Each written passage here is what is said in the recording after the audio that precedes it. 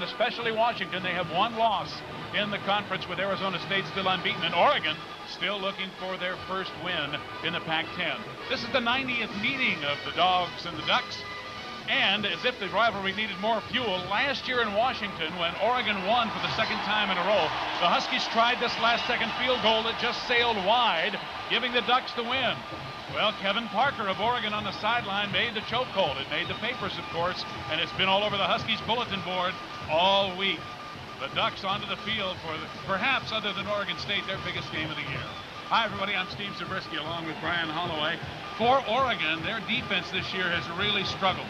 However, amazingly, Brian, their offense has been very prolific, and they've got their leader in there at quarterback in Tony Graziano. Tony's back in there. That's who Mike Bellotti wants in there, facing that 9-man front versus Washington. They're going to be blitzing all day long. You're going to see him put the ball in the air 45 times a game, but he's going to run the ball as well. He's tough. He's their team leader. Well, Washington certainly will run the ball. It's not student body right or student body left. It's student body straight ahead. They have 300-pound linemen and, Brian, a 225-pound tailback. Corey Dillon knows how to lower his pads and run like no running back I've seen between the tackles. Last week, 5 touchdowns, 145 yards versus UCLA. Could go to 200 yards. It'll be a great game. Dogs and Ducks. It'll be fur and feathers flying in Eugene. Back for the kickoff in a minute. Let's see. This series, but as you can see, Oregon has not only won the last 2 in a row, but 3 of the last 4 games played here at Autzen Stadium, which is, of course, sold out this afternoon. And it should be a pretty decent weather day. It's rained a couple of days earlier, but right now 43 at kickoff, expected to go up to 50. The wind really won't be much of a factor, and there is no precipitation in the forecast, which is good news. The Huskies won the toss, and instead of electing to defer to the second half, they have elected to receive. Jerome Pathon and Corey Dillon are the 2 deep men for the Huskies. And Matt Brewer does the kicking off. He's a sophomore out of Hillsborough, California.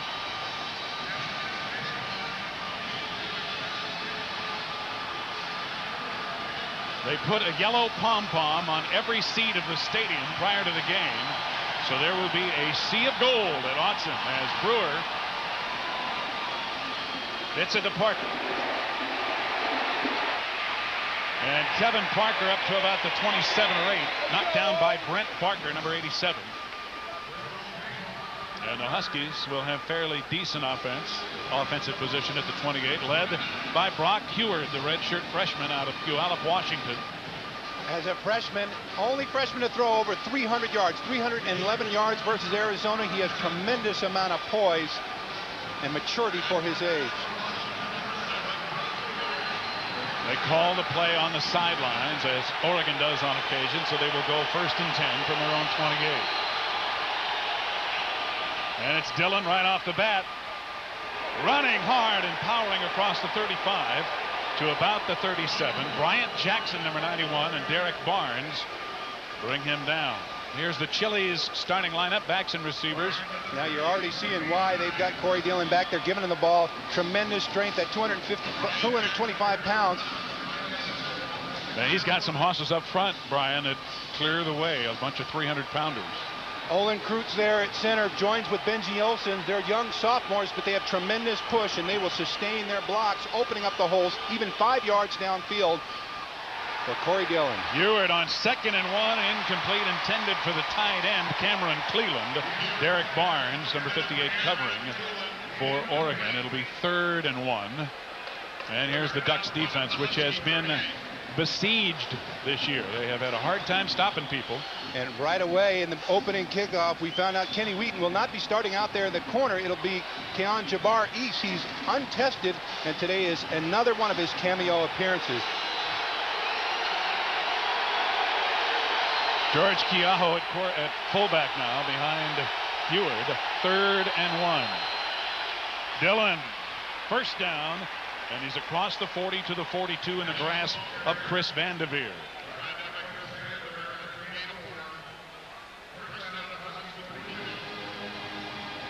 That Oregon defense has got to be anchored today by people coming to play. Reggie Jordan there plays the outside.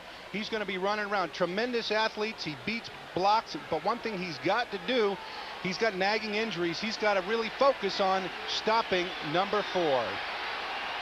And so far, Brian, they have not been able to do it. Washington doing exactly what was expected, and that's pound that ball. Now Huard to throw, and he completes it to Parker, or rather Jerome Pathon. Keon Jabbar East makes his first stop of the day, and a relief roll on the corner against a good one in Pathon. When I see right away that they're out there testing East, that lets me know that in their game plan, although Jim Lambright said right away we're going to run the ball, we're not going to stop, they're going to see how healthy that corner is. We know that he's got to go for the deep ball early in the game. We're seeing him set that up right away. 2nd down and 5. Dillon. And a good job by Bryant Jackson. Bryant Jackson, who's been bothered with some bad feet. Closed down in that hole in a hurry.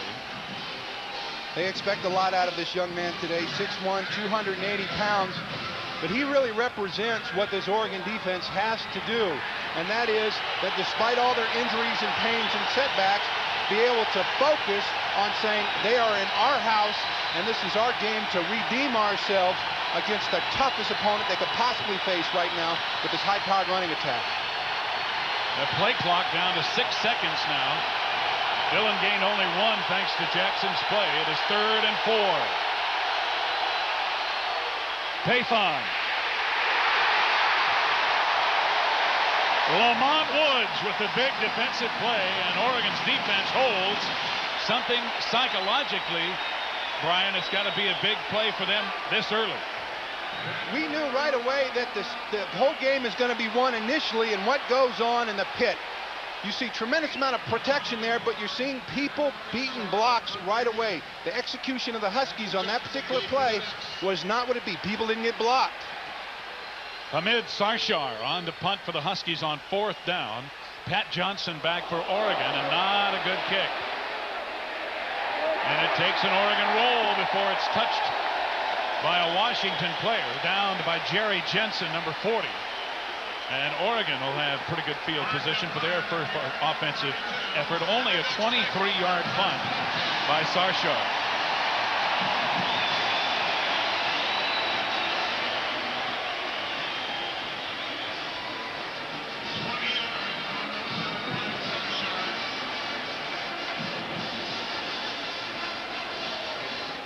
There's a look at Tony there.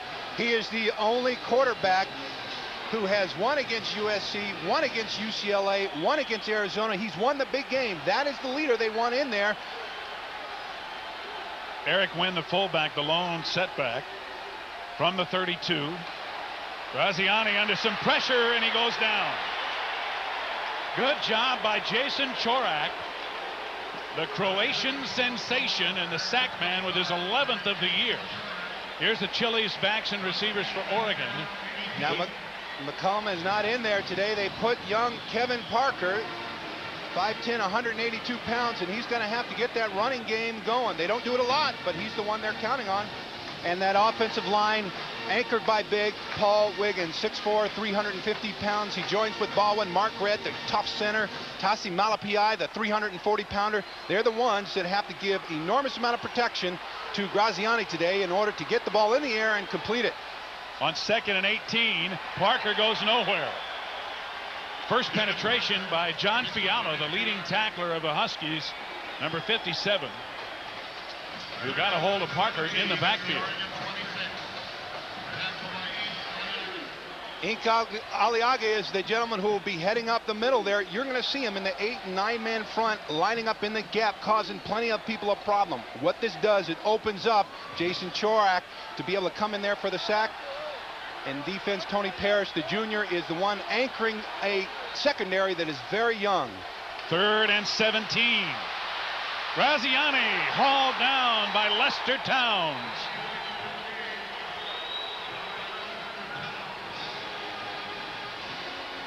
Chris Campbell came in with great pressure for the Huskies, and that broke up what Graziani wanted to do, and Lester Towns was there to wrap him up, and Oregon will kick it away.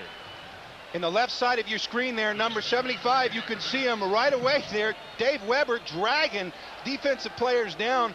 what the Oregon line has to do is figure out right away what that defensive front is going to show them. They've got a lot of heat with Chorak up there and Campbell. Low snap. Josh Bidwell gets it away. And a good line drive kick under the circumstances. Jerome Pathon, however, making people miss. Gets to the 48 before Peter Sermon knocks him down. No score in the first quarter. 9:26 to go. Has, of course, been at the University of Washington forever. He was a player in the 60s. He's been an assistant coach for more than 2 decades before becoming the head coach, now in his 4th year, leading the Huskies. And they have excellent field position at their own 49. Corey Dillon. The hole closed quickly as Reggie Jordan closed down from the outside, but Dillon, with such power and strength, still able to get some yardage. Mike Bellotti now in his 2nd year here at Oregon, also an assistant before taking over, now 12-7. And he's looking for his first win of the season in the Pac-10. Oregon 0-4 so far this year in conference. 2nd down, 6.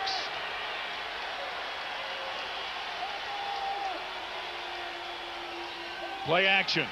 Eward completing it to the tight end. Cleland down to the 15.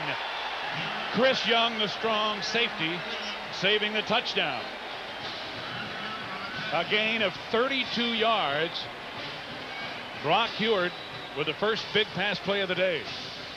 When you've got the fake to Corey Dillon working for you, they know they have to respect that. It draws so much of Oregon up to the line of scrimmage. That opens up your tight end game. Jim Lambright said he's just going to run the ball. He's not going to do anything different. I knew better. He had to open it up there, and that's where the hole is. That's the vacancy in the defense. 1st and 10 from the 16. Dillon trying to get outside. He does. Did he make it? No. They marked that he stepped out near the 5-yard line. Chris Young running him out of bounds. It should be enough for a first down, however. And it'll be 1st and goal. Washington at the 5. He runs with so much lean. Once he turns the corner and lowers his shoulders down, he has a hard time even containing his own momentum. See there, right there at the bottom of your screen, he's trying to stay in bounds, going for the leap.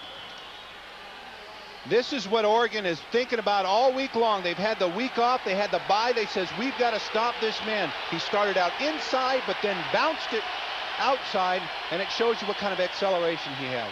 1st and goal. Dillon down to the 3. Desmond Byrd bothered by a bad ankle, making the tackle. It'll be 2nd and goal from just outside the 3-yard line. And that's a lot of heavy weights out there in that offensive line. They'll close their splits downs when they've got a running back who'll run so hard for them. What I saw them do more than anything else versus UCLA in their game last week is sustaining their blocks and pushing the line of scrimmage. Dillon again turns it up and gets to the 1. Middle linebacker Garth White coming up to meet him. And Dillon is a player who will get the ball 30 times a game. That's the kind of durability he has. And he's a workhorse. I mean, that's the way he sees himself. Last year, he was the junior college running back of the year, 1,899 yards. Last week, 33 rushes, averaging 4.4 a carry. 3rd and goal. Dillon again, touchdown.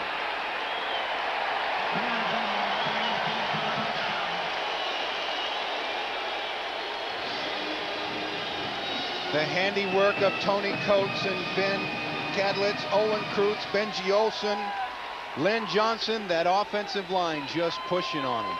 And that's the thing that Mike Bellotti was most concerned about. He says right away, we've got to win the battle at the line of scrimmage.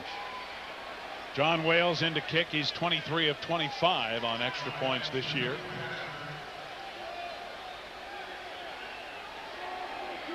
Shane Fortney, the backup quarterback, holding, and it's good. 7:04 to go in the first quarter. Washington has now not been shut out in 176 straight games. Chili's Grill and Bar, home of the Big Mouth Burgers. Lucient Technologies. We make the things that make communications work. Dr. Pepper and your local Dr. Pepper bottler. Dr. Pepper's just what the doctor ordered. And Genuine Chevrolet, the cars more Americans trust. Steve Zabriskie with Brian Holloway with you from Autzen Stadium in Eugene, where the Huskies have taken a 7-0 lead. And John Wales will kick off to either Pat Johnson or Kevin Parker, whom you see there in the foreground. Very high, very short kick. Fair catch called for and made by Jed Weaver. And good field position here. Let's see what's happening with John Saunders in New York. John. Thanks, Stephen. Once finds a way, don't they? Oregon trying to find a way here. They start from just outside their own 20. Graziani flipping it out of the backfield, and into the game is Saladin McCullough for his first play, but the pass incomplete thanks to good defense by Lester Towns, who was out there with him. Well, Washington in their second possession, Brian, moving it right down the field, and while they were going to run that ball, the big play on the drive was a 31-yard pass. And that's Jim Lambright saying right away, you think you've prepared for the run, we've got a lot of things we're going to throw at you early. And so that's just a warning shot that he put out there to this team. Oregon 2nd and 10. McCullough nowhere to go. Penetration by Ink Aliaga. And that's exactly what I was talking about. They line up so many people at the line of scrimmage. They'll jump into the 46 defense. And we have a flag. Jim Springer, our referee. Dead ball. False start. Offense. 5 yards. Repeat, second down. It's a wonder nobody could hear the whistle. It's so loud in here. Jim Springer, the referee. Steve Wilson, Cleo Robinson, Cap Anderson, Michael Mothershed, Bernard Samuels, and Rich Prietas. A little later, we'll tell you what those guys do for a living when they're not refereeing college football games. Graziani throwing it out to Johnson. Johnson getting isolated on a DB out there, and Nigel Burton was able to get him out of bounds. But it's a good gain. On 2nd and 15, it'll bring up now 3rd down and about 4. They have so many weapons in the offense. They can go out wide. They can hit you with the flat. They are truly a multiple team, but what we saw earlier, we saw a drop pass in the backfield. That can't happen. The pass and the execution has to be extremely high. The defensive front is going to shift in front of them, causing them jump off sides. You saw it before.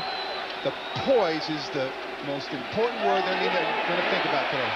Graziani pulls it down, has the first down, and slides down at the 45. Nigel Burton again there defensively for Washington. But Graziani, even though he's got that knee brace on the injured knee, the right knee that caused him to miss about a month of the season, showing you that he may be all the way back, Brian. Well, he broke downfield, and Mike Bellotti had already said that sometimes he'll take the ball and run it on the option, which he does here. He gets outside, he's looking for the pass. There's no one there, and you know what? He breaks down, he tucks it, and he runs.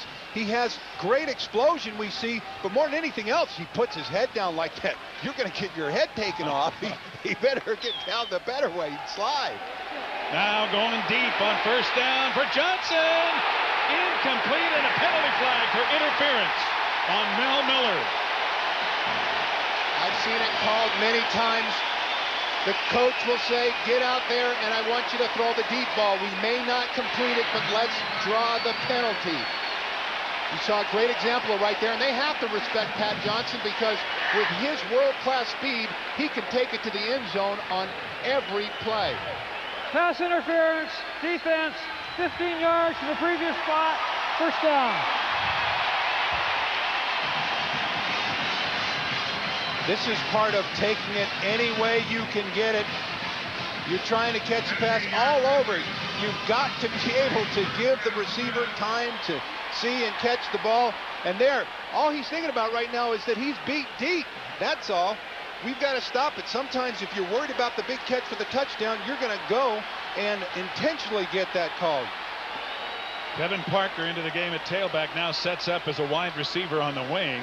A.J. Jelks, the fullback, And short yardage there as Jason Chorak, as he does so often, penetrated so quickly that he had Jelks in the backfield.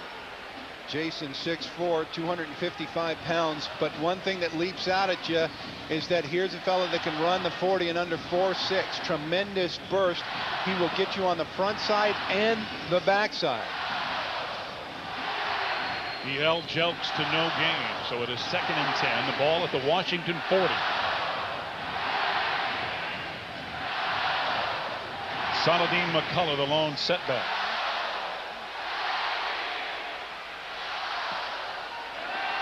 Graziani over the middle, incomplete and almost intercepted by Mel Miller. It was intended for the tight end Josh Wilcox, who drew some double coverage, and Miller almost was able to come up with it. That's one of the new responsibilities of Ink Aliaga, is getting out and covering the tight end, releasing on the pattern. You'll see him here in the bottom of your screen there. Now Ink is running downfield, scrambling all over. And then Mel Miller there, the young freshman, showing the reason why so many people are so much confidence in his ability. Almost coming up with a big grab there. It is 3rd and 10, still at the Washington 40. Graziani with time, but nobody open, and now he gets the ball to Damon Griffin, and Griffin eluding tacklers and picking up the first down. Damon Griffin leads the Pac-10 in receptions, in yards receiving, 79.8 yards. He is their guy. He is their go-to. He's reliable. He's a big player. But what you're seeing more than anything else is Graziani moving in the pocket. And what is he getting? Something we didn't see before. He's getting time and protection to be able to look down his field, go through his progressions. Not only a good job by Griffin of running with the ball, but by coming back for his quarterback, he was able to get himself open. McCullough back in at tailback. A gain of 15. First down at the 25. McCullough. And again, he's grabbed in the backfield. He can't get going. David Ritchie, number 97, and number 57, John Fiala in there quickly. Coming up tonight on ABC, it's a special hour of America's Funniest Home Videos on a special night, and then a brand new hour of Coach, starring Craig T. Nelson, followed by Relativity. That's all tonight, right here on ABC.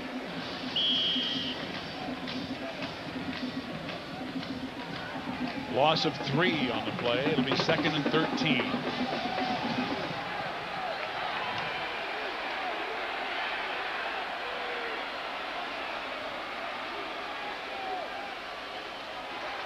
Short drop. Graziani has the ball tipped, and it falls incomplete. It looked like Aliaga was the guy who got his hand on it.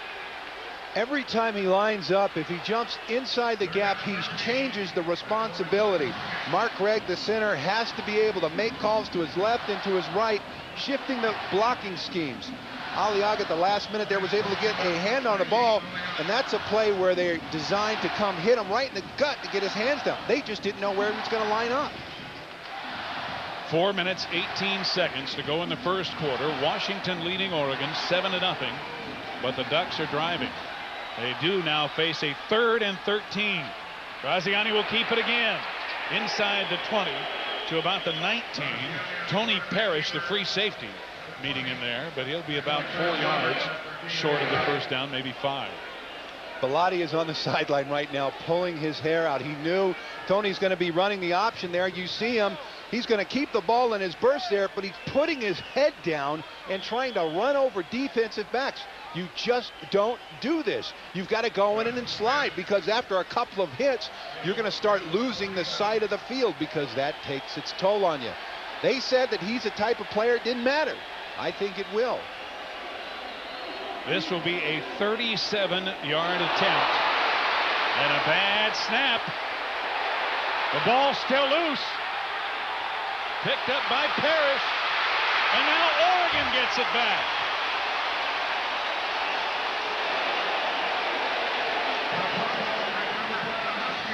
Kevin Parker finally coming up with the football. It looked like to me, you know, he was pitching it. I don't know if it was an illegal pitch or they have to down the ball. It looks like that's what they're doing. They're going to bring it back to the 43 of Oregon. It's going to be Washington's ball. The center snapped the ball before the holder was even ready. Yeah, Perry Smith didn't even see that ball. Now all of a sudden he doesn't know whether to block. It was a backward pass. The defense cannot advance a backward pass. Once he recovered it, the ball was dead. First down, Washington. So they're ruling that he had possession and that he actually attempted to flip the ball forward. They move it to the 43 of Oregon, where Washington does in fact get it on the turnover, leading 7-0.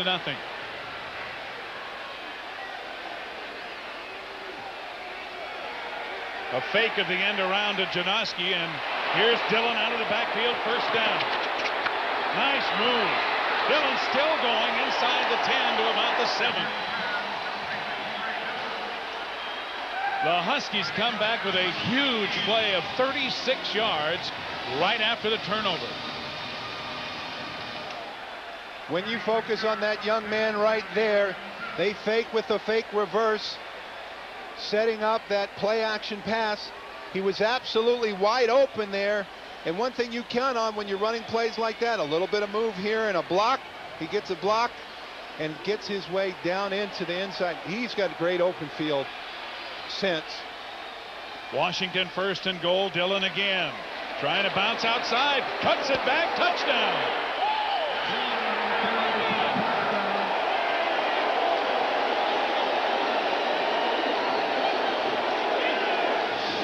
Big block from Ben Kadlitz, number 70, to open it up, but Dillon did a lot of it on his own. And Washington scores again. He's got George Keaho out there blocking, number 25. Beautiful block and opening up the play there, getting Dillon in the end zone. He's going to use that spin move to get him forward. He runs with lean and power, keeps his legs driving. That's what he does so well. John Wales for the extra point. And it's 14-0 Washington as they capitalize on the turnover big time. 2:55 to go in the opening quarter. 1-yard line, driving toward the apparent winning score late in the game. And with a minute left, Damon Heward was picked off by then redshirt freshman Kenny Wheaton, and he took it 97 yards for the clinching score before a packed house here at Autzen Stadium. The Ducks won that game 31-20 en route to their Pac-10 championship season. This year, however, Mr. Dillon has had something to say about that already with 2 touchdowns on the afternoon. And the snapping, Brian, of Oregon has not been good. They've had a bad snap on a punt and a field goal already. Another short, high kickoff and another fair catch called for and taken by Blake Spence, the tight end. And once again, let's check in with John Saunders. John. Thank you, sir. Well, I tell you, those Sun Devils are tough. Jake the Snake. Yeah, he's tough, and he's got that big tackle there protecting him, Juan Roque. Tremendous amount of talent on that team. Oregon now from their own 31. Saladin McCullough with a good hole, trying to get outside, but Lester Towns, who is really all over the place, got out there and closed it down in a hurry. You know, Saladin McCullough, he's playing on a knee that's only 80%. Against Colorado State, he had a burst, had 111 yards. And there we can take a look at Washington's scoring drive. Got him down the field so quickly there. Didn't take long. Care of Mr. Dillon. Didn't take long at all.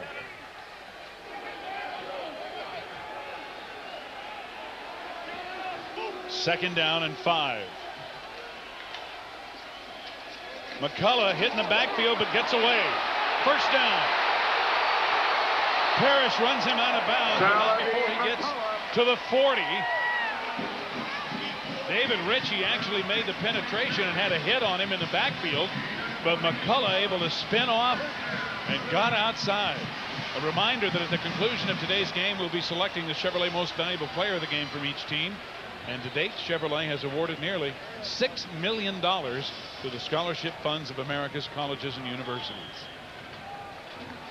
I haven't seen that sort of burst from McCullough in over 3 weeks. He's been injured. He had been out there earlier in the season. That's what I saw on film. Graziani under pressure, throws it into the ground. It was intended for Tony Hartley, but he had pressure from Jerry Jensen and maybe had to get it away a little early. And we have a penalty flag down at the line of scrimmage. Holding is a preliminary indication against Oregon. Having some of the running plays work for them is a very important part of this game plan right now. Getting the ball to the tight end, establishing the play action pass. Play action doesn't work unless you can run the ball. And being able to move and get that Holding, pocket. offense. Penalty from the spot of the foul. Repeat, first down. So the 10-yard mark off from the spot will move it back to the Oregon 44, where it'll now be 1st and 26.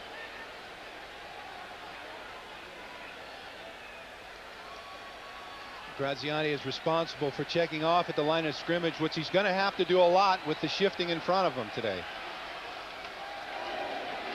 He has time. Incomplete, intended for Hartley, who had it in his hands, but the ball was torn away on the hit by strong safety Kyle Roberts. The pass protection has been pretty solid up there. Baldwin and Wiggins doing their job, using the movement of the fake counter in there. The ball was just a little bit underthrown. Otherwise, that would have been a fine reception. Catchable ball, though, I think, Brian. Yep. It hit Hartley right in the hand. Good play by Roberts. So it is 2nd and 26.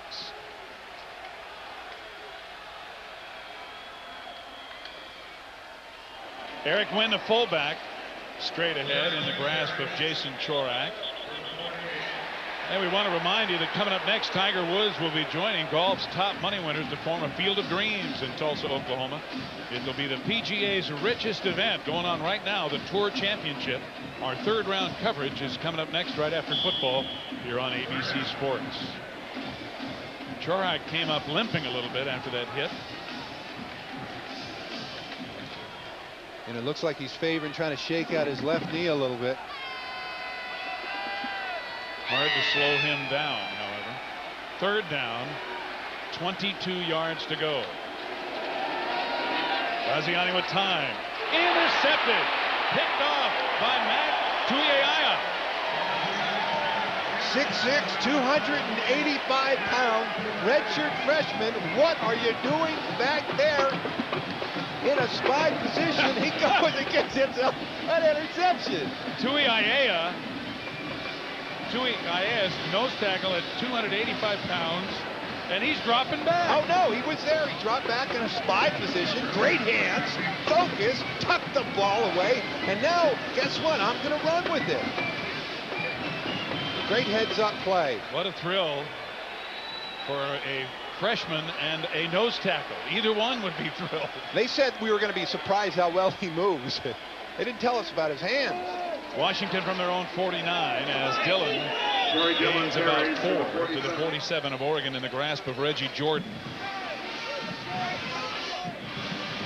Even the way they're able to move the ball down the field and as well as Dillon is performing today, Washington has been averaging 7 yards on 1st down, which puts them in under 2nd and 4, which means it's very dangerous all day long, a tremendous threat. They have not been able to be that productive on 1st down in this 1st quarter. We have an Oregon player shaken up on the play.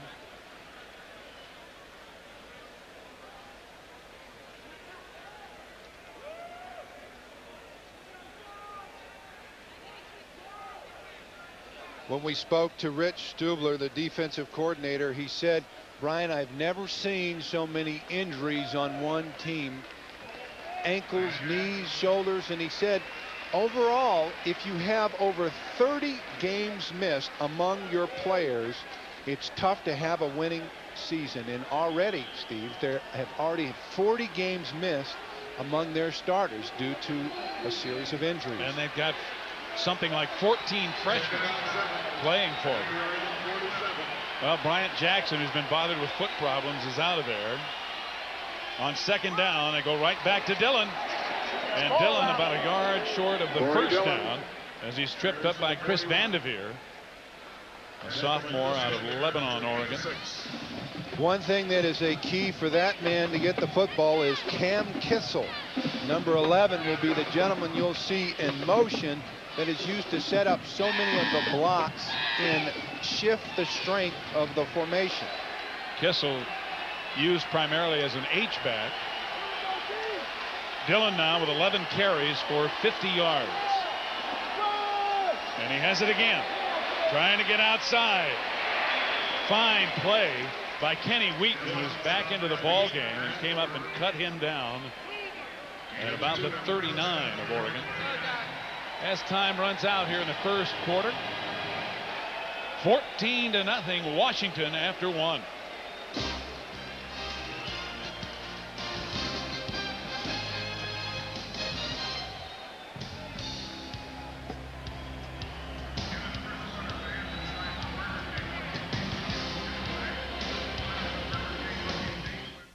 Away as we start the second quarter, 14-0 Washington, and the Huskies driving with a first down at the Oregon 39.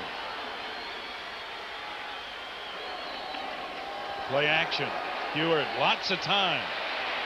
Over the middle, complete to Fred Coleman inside the 20. As Coleman bounces off the turf at about the 18, it'll be another Husky first down. He was supposed to be covered. Garth White there was running back there trying to regain ground, and he just was not able to make it up. But here's really the story of the game there. You see the time is about split there. Oregon slightly ahead, possessing the ball, 7 minutes and 40 seconds. But I think really the game has been field position. Washington has had tremendous field position. It allows them and Mr. Dillon. They've been helped out by the bad snap on the field goal attempt and the interception. Heward falling down as his foot was stepped on, and it looks like Oregon's come up with the ball. Reggie Jordan in there to fall on it.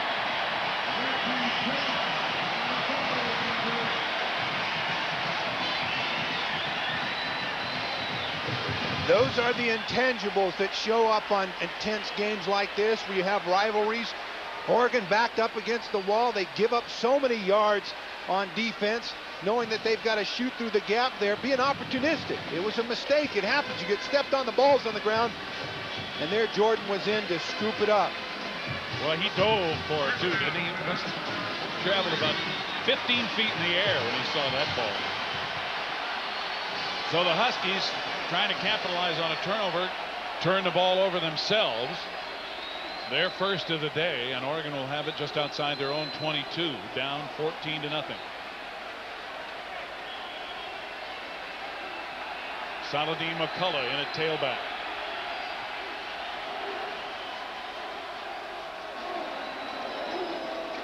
And he has the ball. Cutting it back nicely and cutting through a big hole.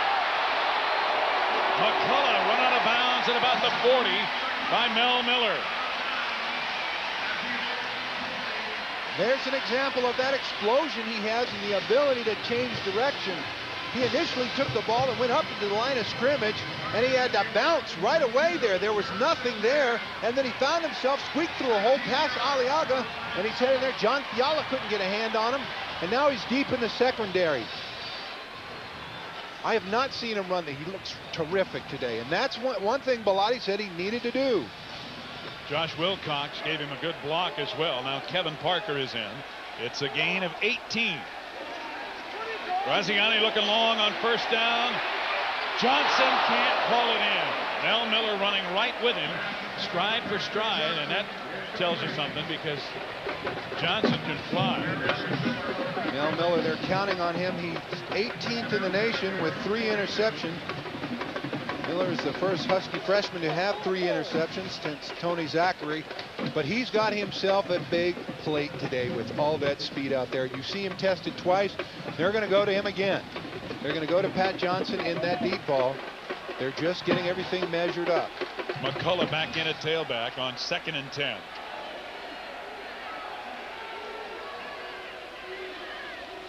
A.J. Jelks, the fullback, breaks loose. Into Washington territory, down to the 44 as the free safety, Tony Parrish, had to make the stop. A gain of 15 and another Oregon first down. Now A.J. there, they call him Mr. Flamboyant. He's outspoken. He wants to run the ball. I want to take it right up the middle. But when you've got an 8-9 men up on the line of scrimmage and you crack that, you're right into the secondary. And if he gets by Parrish, there's nothing but the end zone right there. That's what Oregon has to do. They have not been able to do it against anybody. First down, Washington 44. Huskies leading 14-0. Play action. Graziani swinging it out to Jelks. Cut down nicely by Nigel Burton. But it's another good first down gain of about 6 yards for Oregon. 13.5 minutes remaining in the second quarter. This is the kind of mixing up the ball that throws this defense into frustration. Dave Ritchie, Fiala, Chris Campbell up there wondering how are we going to stop it, where they're coming at us next. Is it going to be in the middle? They've shown now a running threat that they haven't seen before. Second down 4. McCullough with a first down. He almost had a lot more, but John Fiala, the Huskies leading tackler, got him around the ankle and held on.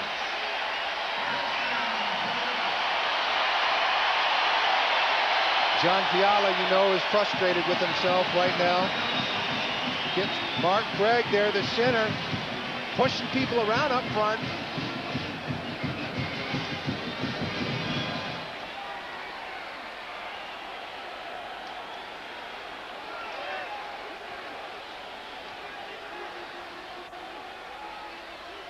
First and 10. Play action. Graziani under pressure gets it away as he gets hammered, and it's incomplete, but a flag comes out again. Tight end Blake Spence, the intended receiver. Nigel Burton and Mel Miller both down there for Washington. Blake Spence has fantastic hands. First down. Graziani was unloaded on as he got rid of that ball by David Ritchie, and Mel Miller gets called. And Blake Spence did a nice job of getting this call by turning and reaching like that. And many times you can go into a little bit of acting right there at the last minute to ensure that you're going to get a call like that. Mel Miller's got to be patient with himself right now. The penalty moves the ball down to the 17 of Washington. And there's what Oregon has done inside the 20. McCullough cutting it back.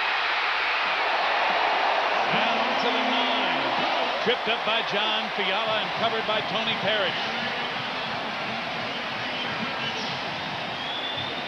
McCullough getting some good blocking in there. He's able to stop on that dime. That knee is strong and push off and cut and move. He's not a very tall guy, but he has great vision and cutback. He can squirt through those holes. And he's got a great burst. Second and 2. The ball at the 9.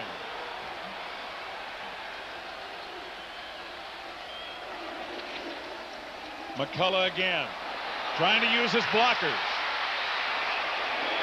Very close to the first down. The penalty flag comes out. We may have a face mask. Tony Parrish. No, it's holding against Oregon. McCullough went down kind of awkwardly in the grasp of Parrish, but the call is holding against the Ducks. They're getting so much tremendous push there inside. Holding, offense, 10 yards from the spot of the foul. Defeat second down. Well, instead of being first and goal, Brian, it's going to be second down and about 13 from the 20. And on a play like this, I'm going to test Miller again. Now what you're seeing right there, Tassi Malapiai is there with his hand on the back there. And then even you're seeing a little grasping going on there by A.J. Jelks. Falling on back of the legs, you can't do that. Now it looks like he had Nigel Burton by the jersey and hauled him down. Graziani trying to get away from the pressure. He cannot. In his face was David Ritchie, and not for the first time today, as Ritchie has been in that backfield a lot. Ritchie can get upfield. He's got the spin move. He's the most experienced defensive lineman. And we want to remind you, next Saturday, only the home of college football can pack in as much as this day will have. The doubleheader kicks off for most of you on the West Coast at 12:30. Pac-10 rivals with USC hosting Washington or other regional action. And then at 4 Pacific, don't miss the WAC matchup. San Diego State against San Jose State. Be sure to check local listings for the game in your area. And also the games that may be available pay-per-view. Graziani getting it off this time and launching it incomplete. He had Wilcox wide open and just overthrew him. As again, Graziani went down from pressure by David Ritchie. And Tony is holding that ball as long as he can. What they do is when he sees something in this defense that looks, he's going to hold it as long as he can.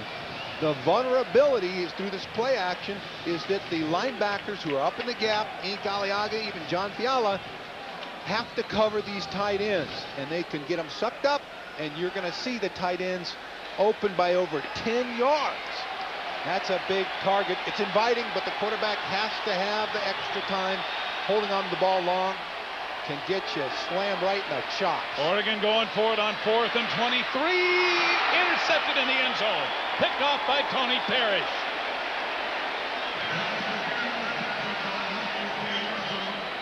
The Husky defense comes to the forefront again.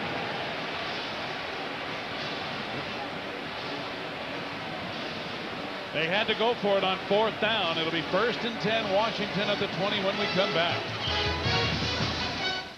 Coming up with the interception on the 4th and 23 play in the end zone. One reason Oregon may not have gone for the field goal is we got a report that kicker Joshua Smith has an injured left leg. It's not his kicking leg, his planting leg. And that may be a contributing factor to Oregon going for it. Dillon spinning, bouncing off tacklers, getting a couple of yards as he comes forward. Desmond Bird making the stop. Let's go back and look at Parrish's interception on 4th and 23. The left side of your screen, see A.J. Wow, give him a big hit there. Tremendous amount of pressure. The time is there.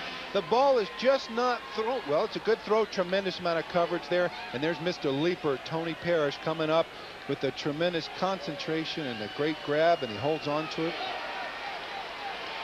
So Washington turns the Ducks away again. We have 9:50 to go in the second quarter. Washington on 2nd down. Huard short drop and completing it to his tight end and H-back Cam Kissel. And Kissel's going to be close to the 1st down. Strong safety Chris Young making the defensive play.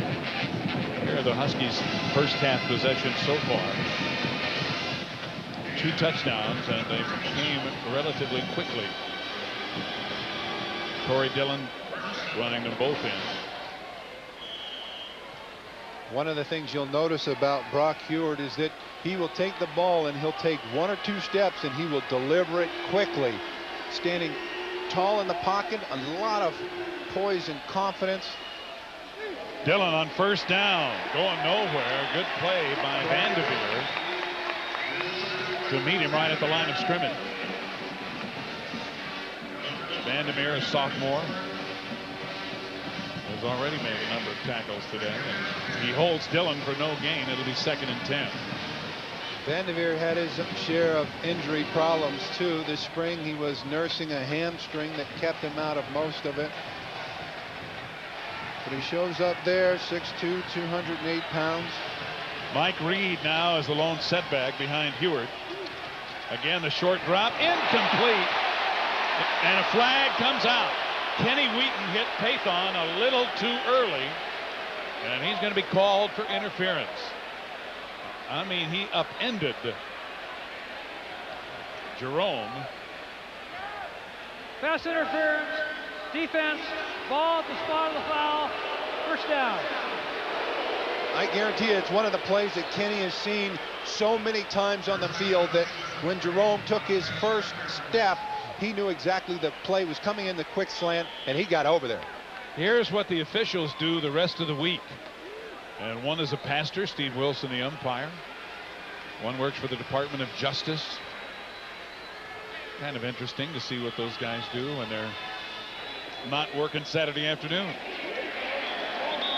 Again, just short yardage by Mike Reed, who gains a couple out to about the 42. Just before the snap of the ball, you'll notice that the Oregon defensive front sometimes will lurch and flinch forward. That's Huard's ability to mix up the snap count, use his voice to pull the defense off, and even if they don't get the defense to jump off sides, the fact that they're off balance, that really does a lot to set up blocks for their offensive line. 2nd and 8. Mike Reed looking for a hole. He doesn't find any. Instead, he finds Derek Barnes.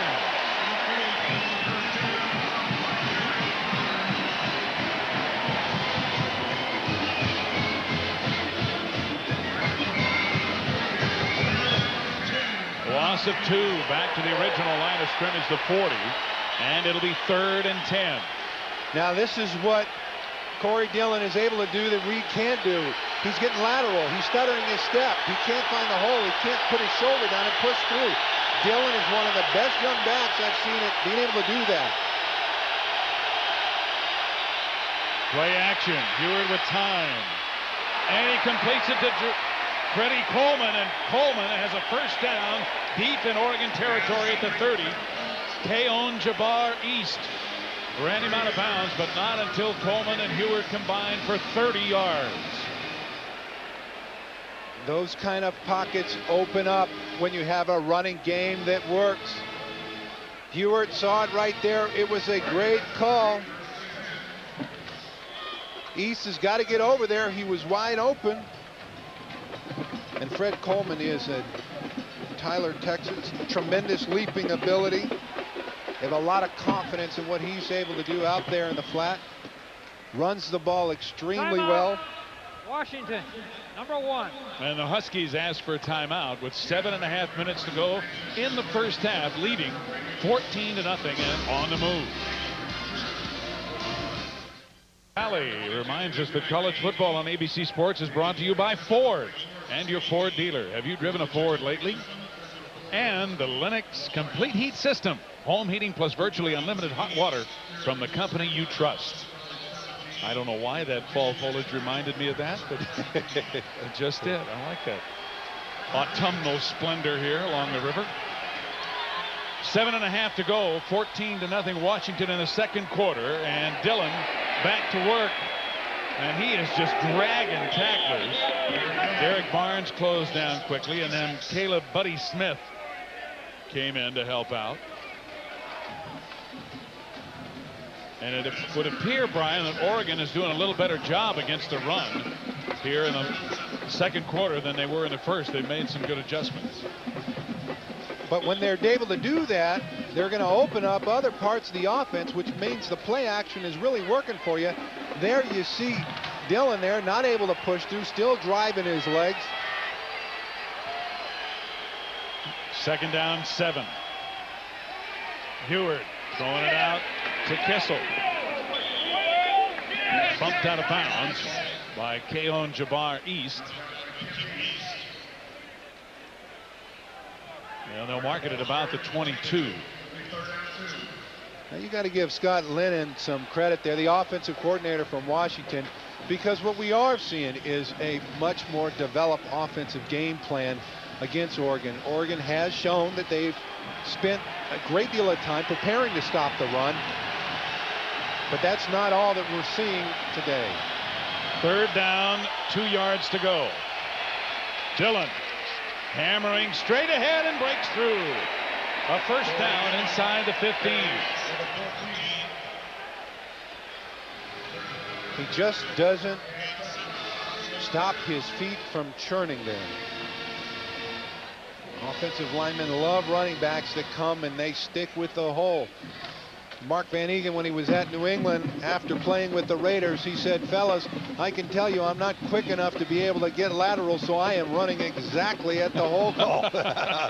I'll be there. I'll join you momentarily. Dillon now with 65 yards rushing on 16 carries, and he's got it again. He's gaining a couple of more. They marked that ball just inside the 15, and he's down near the 13. Chris Young, the strong safety, coming up. Caleb Smith, Buddy, they call him.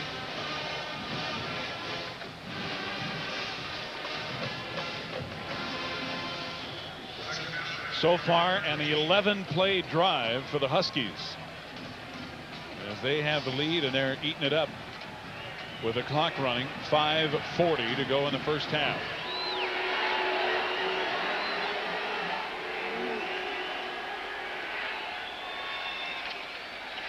Eward with lots of time into the end zone. Incomplete. Intended for Jerome Pathon, but the ball was overthrown and a penalty flag is down. That has been the biggest factor today, these flags on the pass interference.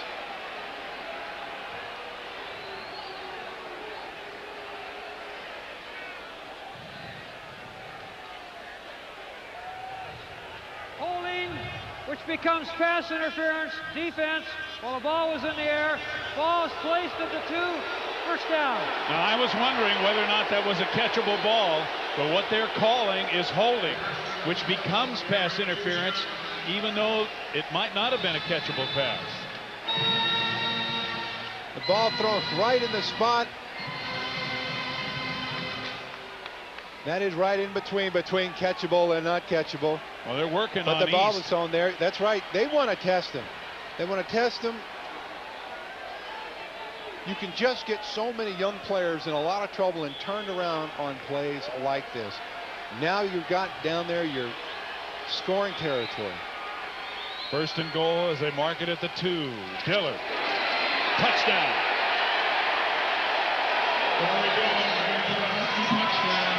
His third rushing touchdown of the day. And you see him pointing at Garth White there, number 55 for Oregon, saying, none of that extracurricular stuff, buddy. We just scored on you. Just let it go. White just kept pushing, in the hopes, I guess, that he was keeping him out of the end zone. That's what Oregon cannot do right now. They can't get frustrated. They have to stay with it. They have the offense that can put points on the board fast. John Wales on for another extra point. And somebody broke through too soon. Looked like Mark Schmidt might have been a guilty party for Oregon, as there's laundry all over the place. And Jim Springer will again be your announcer. Offside, defense, half the distance. And that's a big deal, of course, on an extra point. Half the distance to the goal. So we'll line up and try it again. Schmidt, number 54, there in the middle.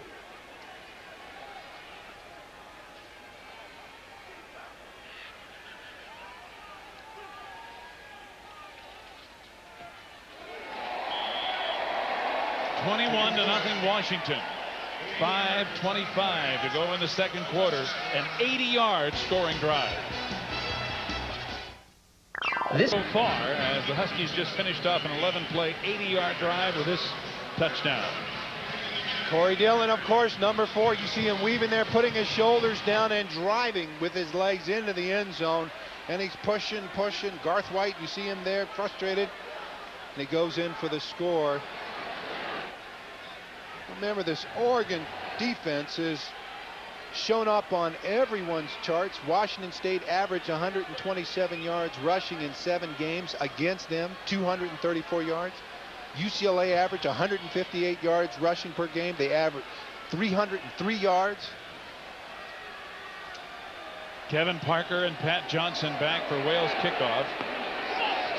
And it's bouncing around in there, and it's going to go into the end zone for a touchback as Parker makes sure. First and 10, Oregon at the 20.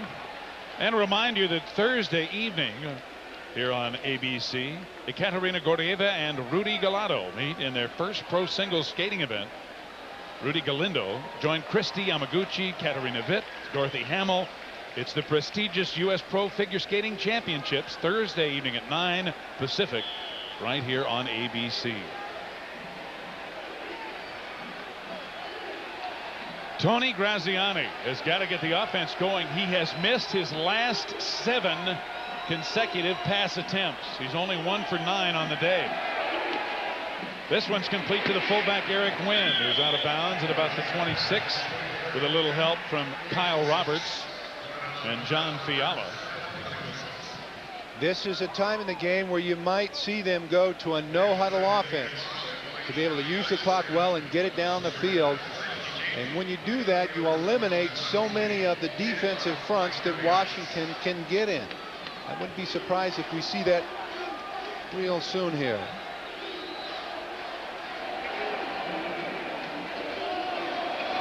Second and 4. McCullough with a great cutback. Has the first down. Finally ridden down by Tony Parrish. But what a quick cut by McCullough off the block of fullback Eric Wynn to pick up the first down. He's got great blocking inside, what ends up being kind of like a delayed draw play. And he's going to move off his blocks there downfield. Whenever Tony Parrish has to come up and make the tackle, it's not a good sign. Tremendous burst, bouncing around, low center of gravity, tremendous amount of hip power there. Jumped in the hole and jumped right back out of it again. Graziani with play action, firing it and completing it to the tight end Blake Spence right at midfield, and he should have just enough for the first down. Again, the free safety Tony Parrish had to make the tackle, and it is a first down. Oregon just into Washington territory. The Huskies are leading 21-0 with just under 5 minutes to go in the first half. You know, it seemed like Graziani really enjoys running with the football outside of the pocket. Some quarterbacks seem to be more relaxed, can hit their targets better when they're moving. Here you are, you see him there left-handed. He's going to be rolling out to the left more than other quarterbacks would, exposing his tight ends in that intermediate zone. Saladin McCullough again, tripped up in the backfield and falling forward for a gain of a couple. Good job, Mac Tuiaya.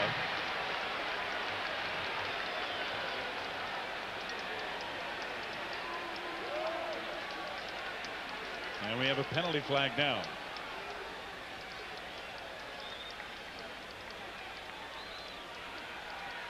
Tuiaya with the play. After the play, dead ball, personal foul, defense, 15 yards from the end of the run, first down. Well, the Oregon fans love that. It happened after the play.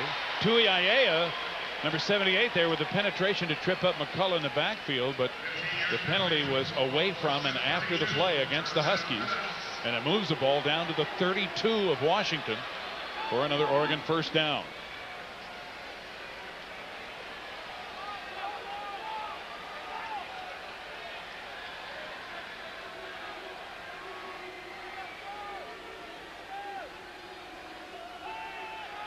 Graziani gets it away for a short gain to Blake Spence down to about the 29. And let's find out what's coming up at halftime with this word from John Saunders. Coming up on Valvoline Halftime 96, all the day's scores and highlights. Number 2 Ohio State in action, as is number 3 Florida State. Todd Blackledge standing by with our crack staff headed up by Brian Highland. They'll bring you all the important facts, all coming up on Valvoline Halftime 96.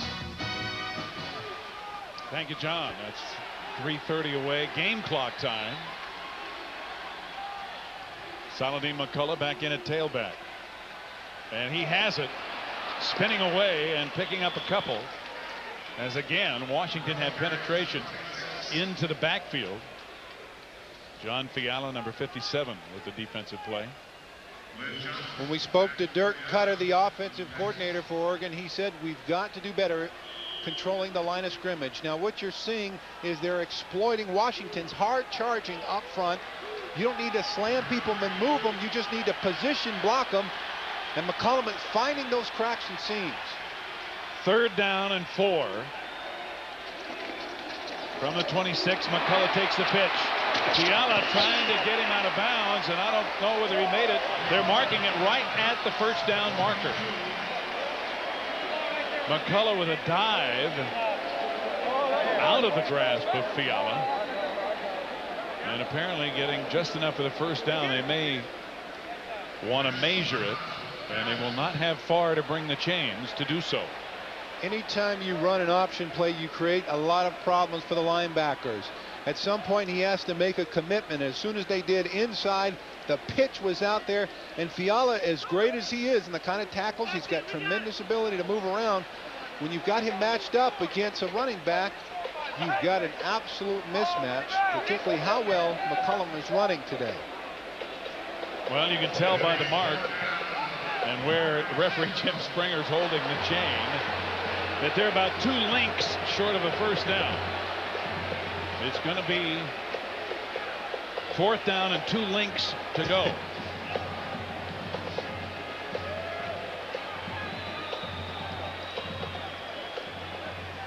Now, on this play, when it's this short, this is the play I'm going to do. I'm going to go with a fake dive, quarterback boot, and I'm going to hit a delayed tight end for a touchdown. That's my play. All right, let's see if Oregon takes a page from the Brian Holloway playbook.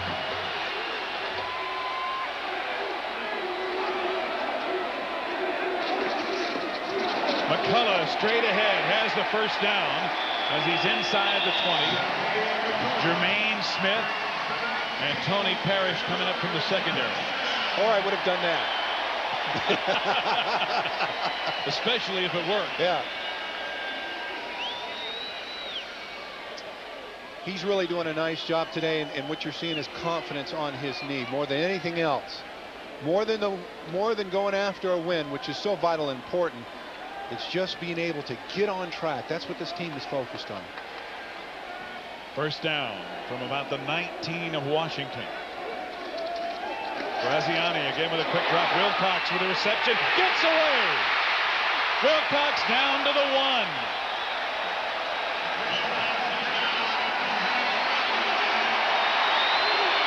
He ran right away from Tony Parrish, the free safety who came up and made the initial hit, and he almost took it in the end zone.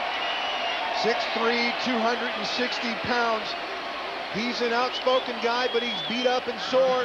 He came to play today, lowers his head there, stretches for the end zone. He's an all-out effort player.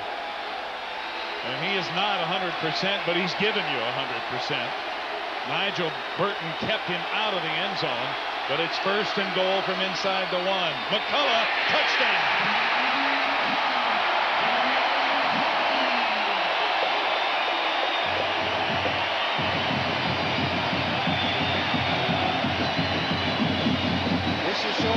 For that Oregon team, reestablishing the belief and confidence not just in their offense, in a running game, and also in themselves as a team after going through so much heartbreak.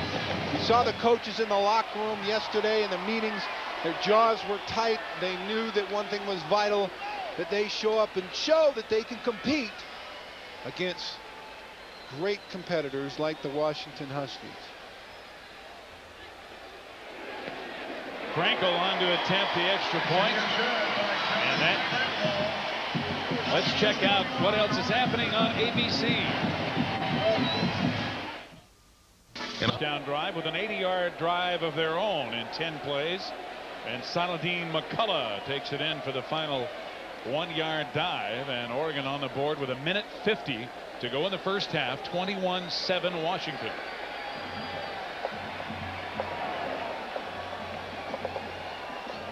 Saw a picture of Lambright there writing notes down on his card, getting his reminders together on exactly what he needs to say to his team going in at halftime, even though they're out front 21-7.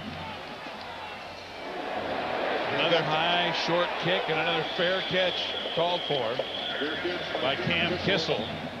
And Washington will have good field position at about the 29 as Oregon is choosing, I guess, Matt Brewer to kick it high and short. They had Pathon back there along with Joe Jarzinka for Washington deep. If you remember last week, Pathon almost broke 3 against UCLA. Tremendous job in return, great acceleration upfield, And he's got Dillon out front there blocking for him on special teams. I mean, Dillon will show up there too. Yep. Dillon has scored 3 TDs today. That gives him 8 touchdowns in his last 6 quarters. And he's got the ball again. Diving forward with second effort. They pick up about 6 to the 35. Chris Young on the stop along with Mark Schmidt of Oregon. I think what he does so well is not when he's hit, it's after Dillon has taken that first hit.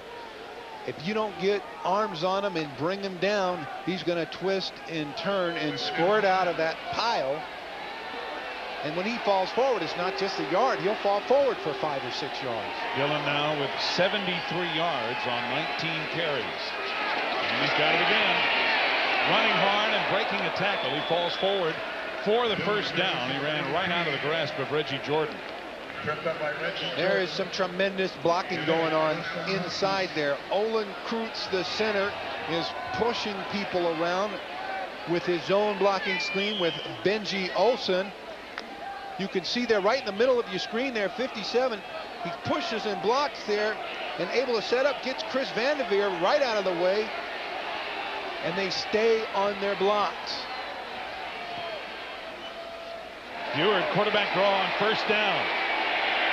And he falls forward to the 49. Chris Vanderveer makes the stop. And Ben Kadlitz almost clipped, but he backed off the block. Washington. Now the Huskies call timeout with 40 seconds left in the half. They have 1 timeout remaining. Oregon has all 3 of theirs remaining here in the first half. What a time. I don't know that I've seen on their game films a quarterback draw. There, Ben Kadlitz got the last minute there, got an angle on Vanderveer, almost was a clip. Kadlitz was a defensive tackle and nose tackle last year who's come over to play, 6'2", 290-pound sophomore out of San Canada, California. Well, the Huskies obviously would like to utilize the last 40 seconds to the maximum because they've got to have maybe even more respect, Brian, for Oregon's offense, because Oregon, in addition to passing the ball, which has been primarily their game plan, and they lead the Pac-10 in passing coming into the game, they've been able to run the ball fairly well today, and McCullough has been a big difference for them. And more than anything else here, there's a big psychological intangible. The more Oregon is able to run the ball, the more you're going to remind the Huskies of Notre Dame. And when you do that, when you're playing away, not in your stadium, in a rivalry game where Oregon's got nothing to lose, it puts you at a tremendous disadvantage. Mike Reed into the game for Dillon at the tailback position. Second down, about 3 yards to go. On the delay, it's Mike Reed. He has the first down, and he's inside Oregon territory to about the 36. And it's Chris Vanderveer again, who's made a lot of big tackles for the Ducks. Now Washington will go in a hurry without a huddle, as once they spot the change, the clock will restart. 34 seconds left in the half.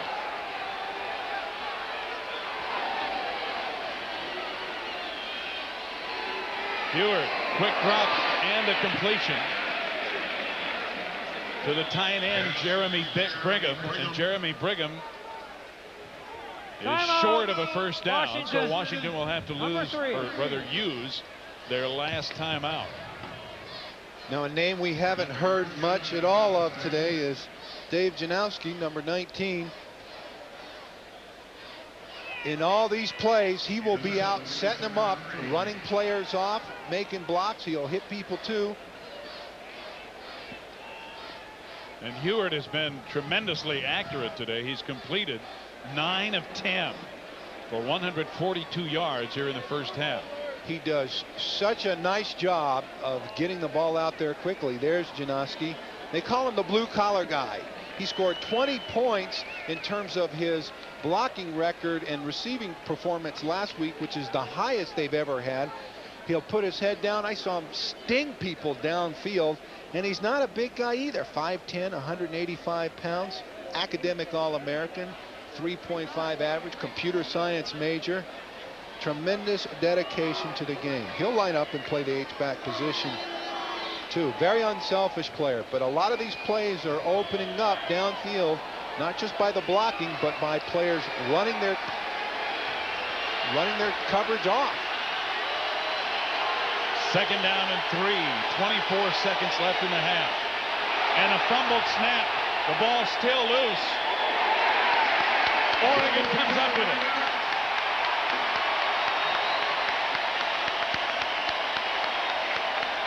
Caleb Buddy Smith with the fumble recovery for the Ducks. And they'll have a shot here with 19 seconds left in the half on the turnover. Timeout. Oregon. You know, on the replay, it just looks like Ewart didn't quite get it in his hands. Sometimes what happens is when the center has to pull hard to the left. Take a look at Kreutz. He has to move, and when he does that, he doesn't get the ball up there all the way to Ewart. Not only that, Ben Kadlec trying to make his block, kicked the ball right away from Ewart. Ewart had a bead on recovering it, and Kadlec's big old, probably size 13 or 14, knocked it out of the way. And Buddy Smith jumped on it for Oregon. So the Ducks calling their first time out. And they'll have 19 seconds to work with. They'll have the ball just inside their own 30. Now, when you see this happen, this is a sign of players pressing too hard. It's not that they're not focused, but sometimes when you just press too hard, you'll forget the basics.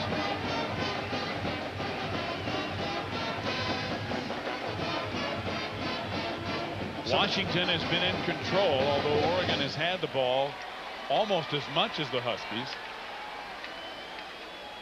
Washington leading 21-7. And we'll see if Oregon tries to air it out here in an effort to get something before the end of the half. Graziani flips it out on the wide receiver screen, and Pat Johnson is run out of bounds after picking up a first down at about the 42 by Jermaine Smith. They're giving him a lot of space back there. Jermaine Smith has been bothered by a shoulder injury. And he was another one of the young redshirt freshmen they were concerned about whether their corners were going to hold up. And he's joined with Mel Miller to stop Keith Poole, the great receiver from Arizona State, who had 22-game receiving streak. He's a good one. Graziani completes it to Johnson again, who dances out of bounds at the 49. Now there are 9 seconds remaining on the clock.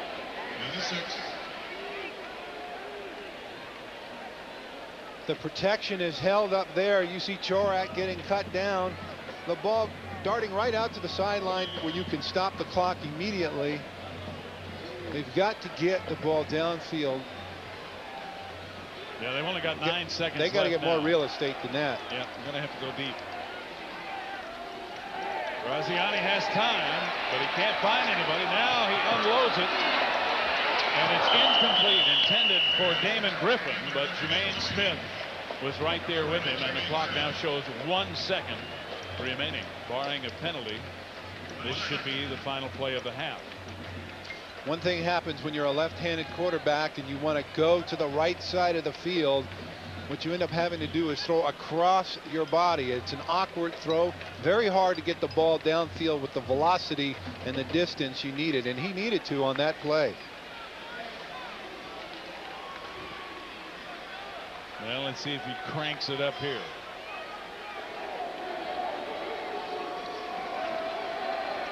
Oh, he flips it out of the backfield to Kevin Parker.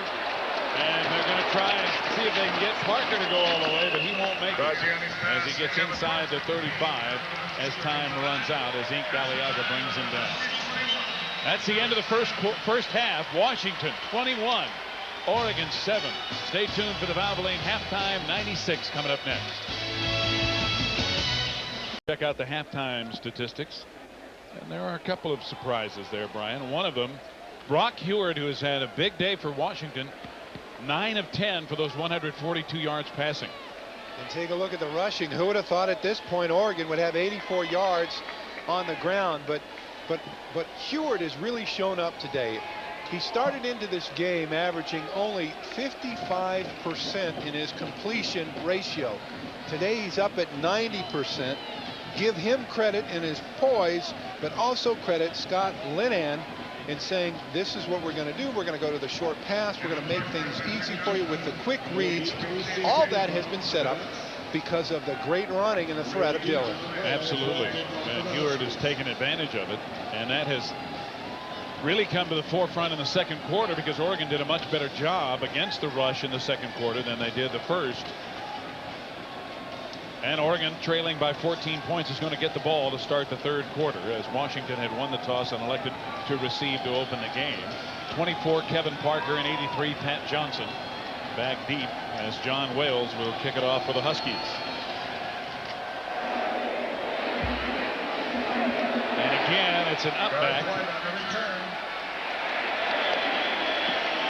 10-yard return by Garth White, the starting middle linebacker who's back there on the kickoff team, took that short kick.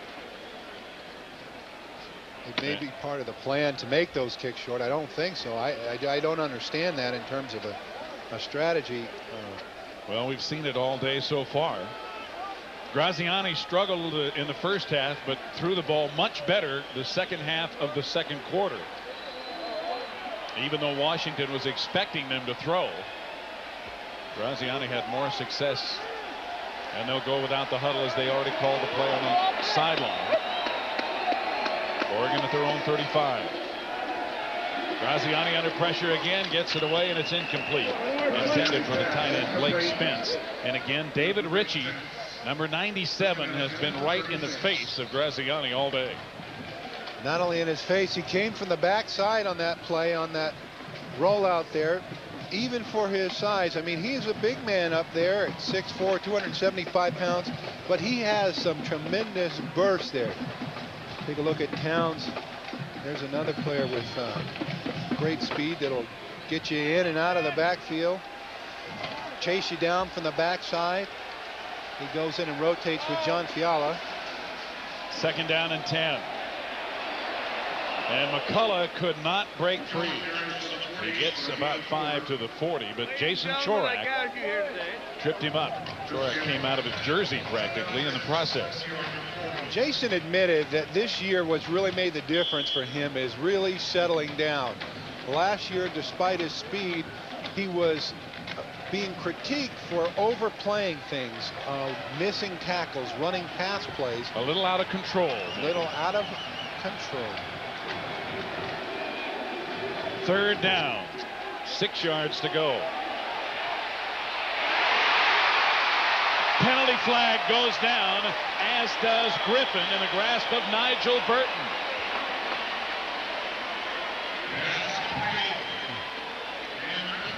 Nigel Burton had him there covered. The ball was underthrown. It had to become back. Griffin there with a sure hand. Offense, 15 yards from the previous spot. Okay, you don't see that call very much.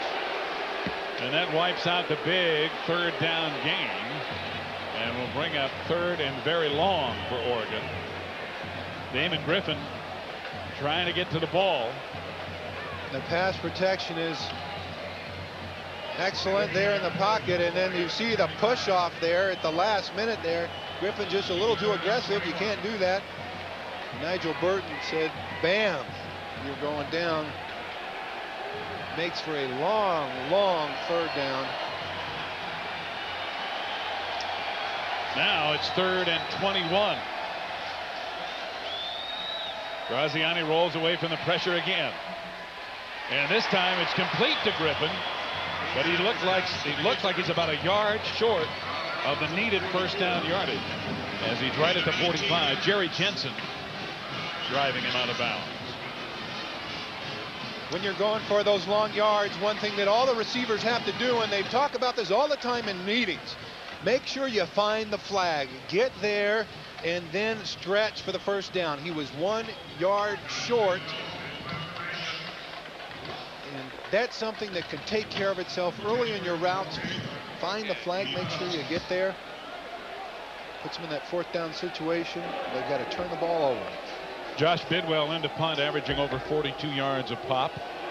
And Jerome Pathon back to receive for Washington. An end over end kick. Pathon at the 22 and nowhere to go. He gets a yard or two out, maybe to the 24.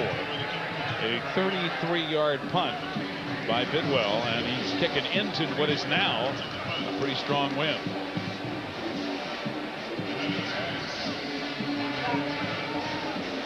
You can see Pathon back there just waiting for that ball to hurry up and get down. He's such a threat. He had no running room in that time. Did the right thing, squeeze and hold on to the ball. Number 1. Well, Brock Huard with an outstanding first half, 9 of 10 for 142 yards passing. Leads him up. They mark it at the 23. First down. Washington's first possession of the second half. Right back to Dillon. And Mr. Dillon punches it out to the 26 in the grasp of Ryan Clausen. And a penalty flag goes down. So we'll wait for Jim Springer again. It looked like it was 57. Dead ball. No play. Ball start. Offense. 5 yards. Repeat first down. I think it was offensive tackle there, Len Johnson, who flinched right before the ball snapped. There you can see Johnson motioning, mimicking what he did. That moves the ball back inside the 19. And right before the snap of the ball, you can see, no, it's not. It's Cameron Cleland there, the tight end. Dillon with a big hole and a fine move, and he's off to the races. Corey Dillon inside the 30. One guy to beat. And Kenny Wheaton throws him out of bounds to save a touchdown. But Corey Dillon rips off a huge gain, and Washington right back threatening to score again. They had done such a nice job in the first half of keeping Dillon from these big plays, but that offensive line creates it there. I'm going to stay right in the seam there. You see players getting thrown down. Great block by Olin Kreutz there, Benji Olsen, and now you're seeing the speed. 225 pounds of acceleration right there. Who do you see on the right side of the screen there? Janoski downfield, trying to get over there, can't get there in time. Kenny Wheaton had the angle, or he would not have gotten Dillon. It is first and goal, Washington. Mike Reed inside the 5, down near the 3. Dillon's run carried 75 yards, so he gets a blow.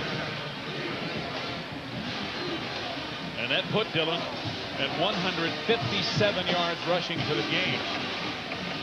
The Huskies, like most teams, usually win when they have somebody go over 100 yards. One thing you can't see on film and you can't measure it on the field is the acceleration of Dillon once he's crossed the line of scrimmage. That makes it so difficult for anyone to come back or cut back to try to make the tackle on him. Mike Reed again down to the 1. Reed carries close to the 1-yard line. We have 12 minutes to go in the third quarter. Washington leading 21-7 and threatening to score again, as it will be 3rd and goal from about the 1-yard line. See, I think this reminds me of what we expected to see coming out in the opening plays. Is it for the rest of the game, look for that running attack every play, looking for that 7 yards average on first down. This Washington team is now going to revert back.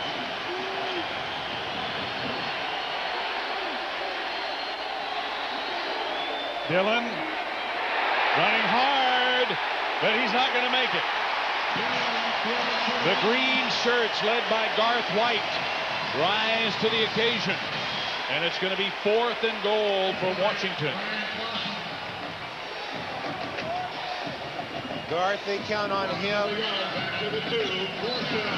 Exuberant, overruns plays, sometimes over-aggressive, but on the goal line, he's the one who has met so many times with Dillon today, and this time, Dillon does not win. John Wales will attempt a field goal On 4th down and 2 from the goal line, and it is good. 24-7 Washington with 10:40 left in the third. John Wales, who just kicked his 4th field goal of the year in 7 attempts, will kick off a 75-yard run by Dillon, making up most of that 81-yard scoring drive for Washington to put them out in front 24-7. Kevin Parker 24, Pat Johnson near you. Back beat for the Ducks. The Virginia-Florida State score just went by. Now this time Wales boots it into the end zone, and Parker, at the request of Johnson, will not run it out. So the Ducks will do it at the 20.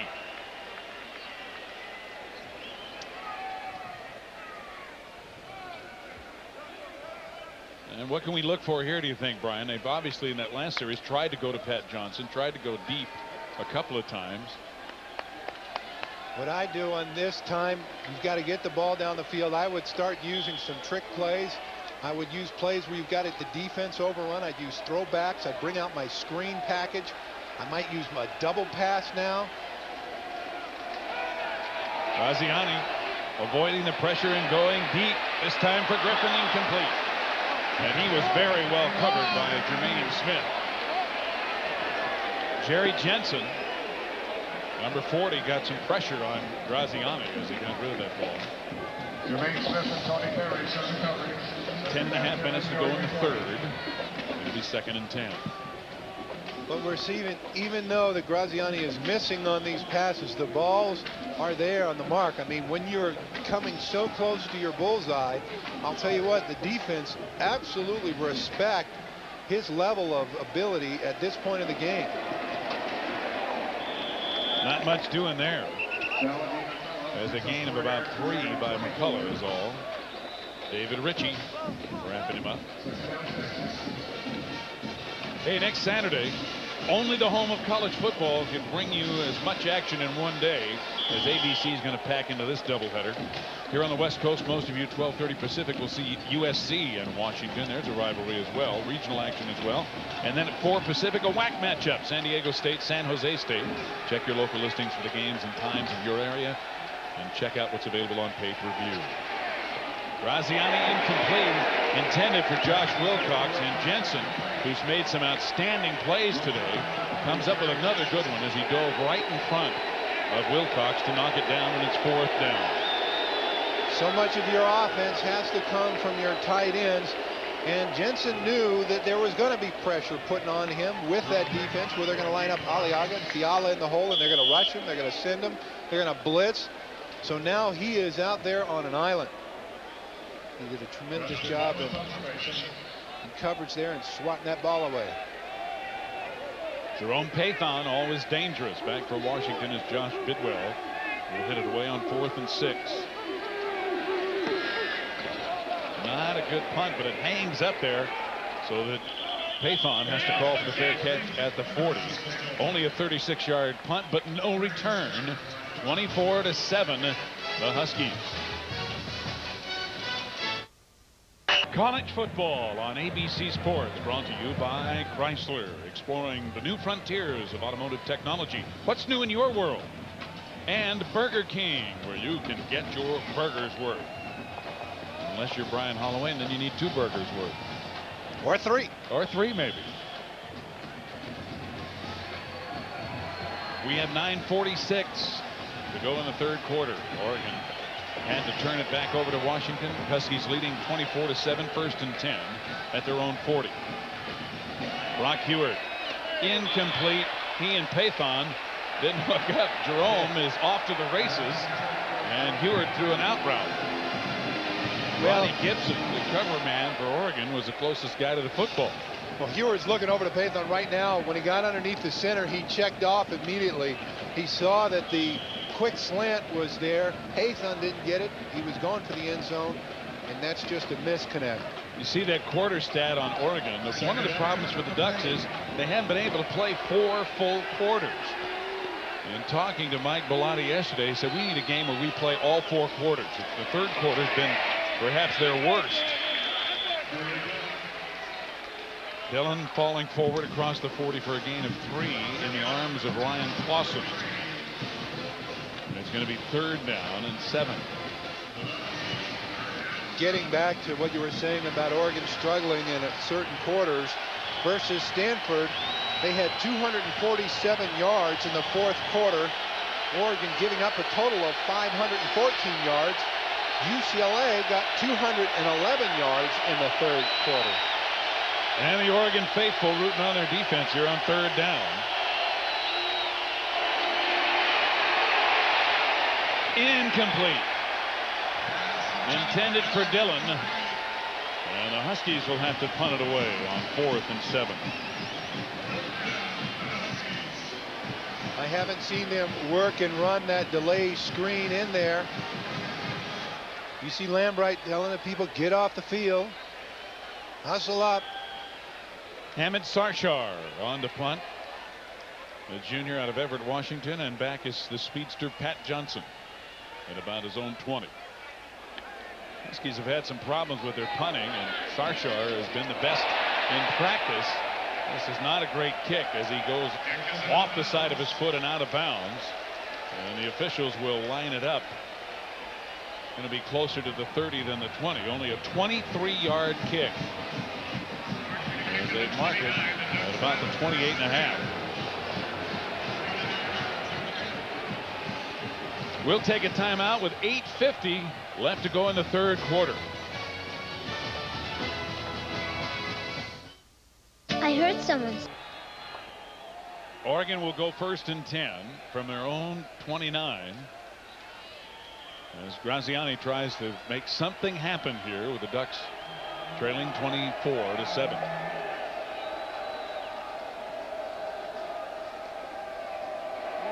McCullough nowhere to run back there. There were too many white shirts. Josh Smith, number 99, and Ink Aliaga, 54 in there.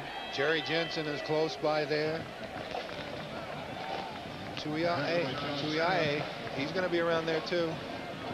Tuiae is all over the place. He really impressed me as a young man who just moves so well for someone who's 6'6", 285 pounds. I'll tell you, for many teams, he would not be the one in the middle. He'd be outside. That's right. With that kind of ability. He is a tall nose tackle. Johnson trying to get him isolated out there on the flanker screen, but Jermaine Smith will have none of that. Now there's a little extracurricular pushing and shoving going on the sidelines between the two of them. You know, Mike Bellotti loves the fact that Graziani is the man on the field right now. He said he's the one who is mentally tough. He's the one the team rally around. He can get the ball out there quick. But you know, there's no place to go. Chorak's getting held there. Jermaine Smith there, a little pushing and shoving. Johnson saying, let go of me, and Jermaine's not letting go. 3rd down and almost 9 yards to go. Graziani being chased. Chorak has him, and Graziani unloaded it to avoid the sack. The Washington sideline saying they want to have a flag on the play, but none is thrown. And I mean, Chorak came after him hard. Well, there's so much other stuff going on there. Ink Aliaga is going to be blitzing on the left-hand side of your screen, and he's being held right there. You could see him. Chorak out there creating the pressure, and Graziani just throws up the ball to get it out of the way. Griffin was close enough to the ball to where grounding was not a factor. And here's Jerome Pathon back again. Josh Bidwell to punt. The two teams are kicking it back and forth to each other here in the 3rd.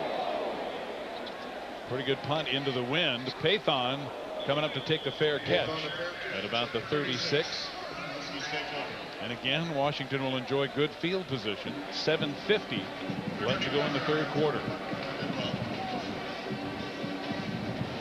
The Huskies really still have a chance in the Pac-10. Arizona State, of course, winning at Stanford today in the driver's seat. And here's what the Huskies have left.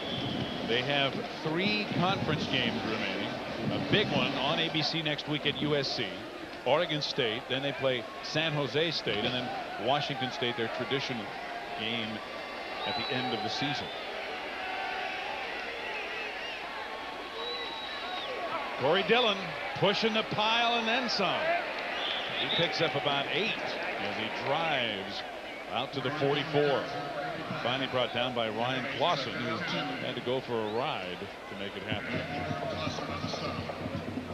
Running right behind at left side. Olin Cruz there and Ben Kadlitz open up the hole for them. They really do a nice job. I mean, I can tell you as an offensive line, when you've got someone running so hard behind you, it just gets you excited, and then the defense will stay frozen in their stance just for that one split second. It does make your block easier, doesn't it? Brock Huard firing and completing it to Jerome Pathon. And Pathon with a first down. He's into Oregon territory at the 41, knocked down by Ronnie Gibson. And let's again check in with an update from John Saunders. John. Ball game, and what a rivalry that's becoming in the ACC with Virginia under George Welch playing so well. Corey Dillon going again. This time he's got some baggage though. Ryan Clausen again grabbing on and holding on and going for a short ride. You see Reggie Jordan standing around. You know, it's one of those things where when he heads downfield, the lucky ones are the ones that fall off. Olin Kreutz, number 77, fine center for Washington, was injured on that play. And he has come out. Dillon now over his career high, a new career high of 175 yards rushing on 25 carries so far, averaging 7 yards a pop. Petrocelli Kessie is into the game replacing Kreutz. Dillon again to the 30, maybe the 29, and again Clausen. A little help this time from free safety Brandon McLemore. A whole bunch of yellow shirts on the ground. Mark Schmidt was slow getting up. Reggie Jordan is still down. He's still down. In timeout now for the injury, as Jordan apparently has something wrong with one of his lower extremities. You know, sometimes on even cool days like this, if you're not paying attention and getting water on the sidelines, even though you don't feel like you're sweating that much, you can really cramp up when you're spending a lot of time on the field running around. Mike Bellotti has seen so much turmoil in his team this year, not necessarily off the field stuff because they haven't had any of that, but they changed coordinators a few times over the last few years.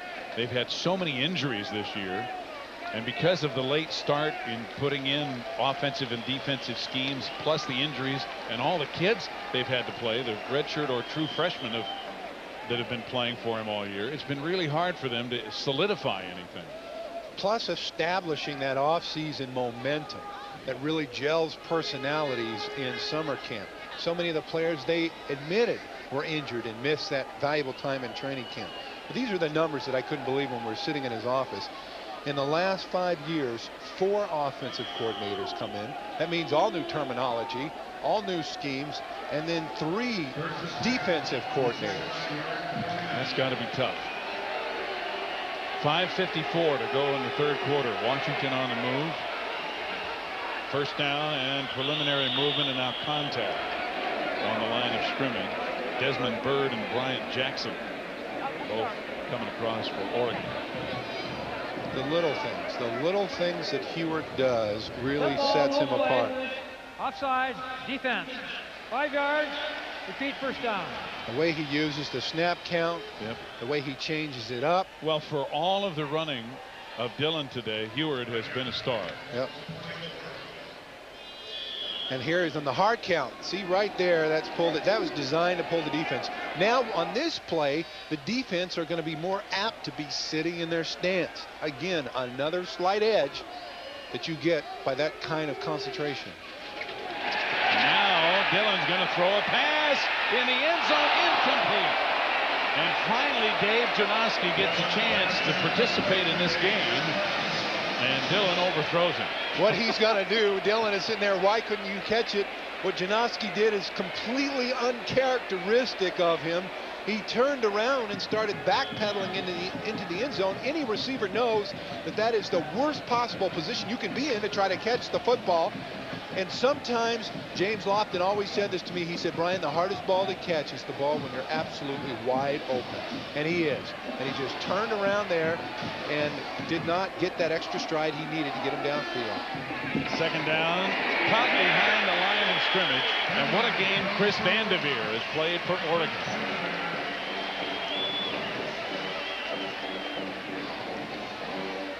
Vanderveer's done about all he can do this afternoon. He has, along with Ryan Clausen, been well acquainted with Mr. Dillon. You know, they get challenged so many times, and all week long the coaches talked about that what goes on in the minds of an 18, 19, and 20-year-old. You just don't know. Third down, about 6 to go on the loss of a yard. Here it comes right back to Pathon, and Pathon has the first down near the 15.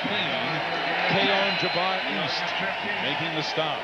A gain of 10 and a big 3rd and 6 conversion for Washington.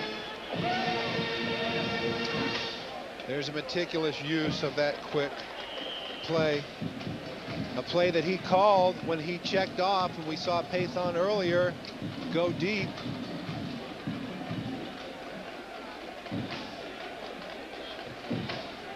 Washington today is 6 of 9 on 3rd down conversions. Now they have 1st and 10.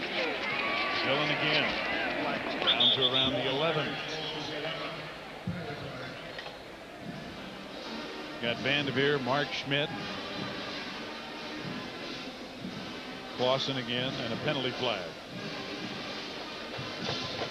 The injury to Reggie Jordan is his left ankle. 5 yards, repeat first down. So Oregon jumps again. Well, Jim Lambright talked about basics, and one of the things that he's worked on with his team, I can tell you they spend specific time in practice working on the hard count. You haven't seen any of the Washington linemen jump off sides when he's done it. We saw Cleland on one occasion. He didn't use the hard count that time. And in the huddle, what do they say before they snap? They said, hold the count, stay in your stance, reminding each other. 8th penalty on Oregon for 77 yards. 1st and 5. Brock Huard into the end zone, touchdown, Cleland. What an absolute dart. He saw it, tried to go to him earlier. It wasn't there. Huard waited. A ball that many quarterbacks would not throw. He zipped that ball right in there, and the only spot you could possibly catch it, there you see the pump right in between. Could have been an interception. Some quarterbacks would have held off on that one. Well, Chris Young, the strong safety, was right there. Huard put it right through into the gut of Cam Cleland for the touchdown. John Wales on to attempt the extra point. And flags flying. As again, there's preliminary movement along the line of scrimmage. This might be another one of those big half the distance to the goal penalties. Maybe Washington moved this time. No play. Dead ball. Illegal procedure. Ball start. Offense. 5 yards. Try. So Wales will have to kick it from the 15. Exactly 4 minutes remaining in the 3rd quarter.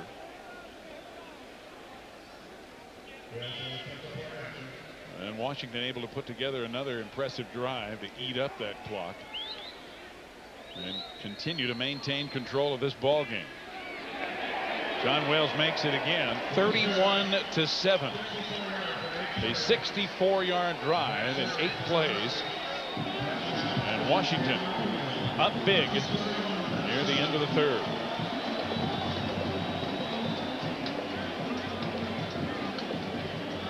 Let's go back and take a look at the touchdown pass once again. Another great throw by Brock Huard. He's back there with the fake play action. He sees it once and holds up, and he says, no, there's a strike, and just levels it right in there. That was that famous arm that made him out of high school the #2 rated quarterback in the country. and named the Gatorade National High School Player of the Year, poised beyond his years. The coaches described him as a young player who just needs to relax. He got his good taste of adversity. His Valley versus Notre Dame, knocked out of that game, and he's come back and risen to the challenge, gotten better, smarter, and extremely consistent today with the play selection that they've called in his quick outs. Outstanding execution on the part of Huard and Washington. Wales to kick off. Kevin Parker and Pat Johnson again deep. And again, it's a short, high kick, this time taken by Christian Anderson.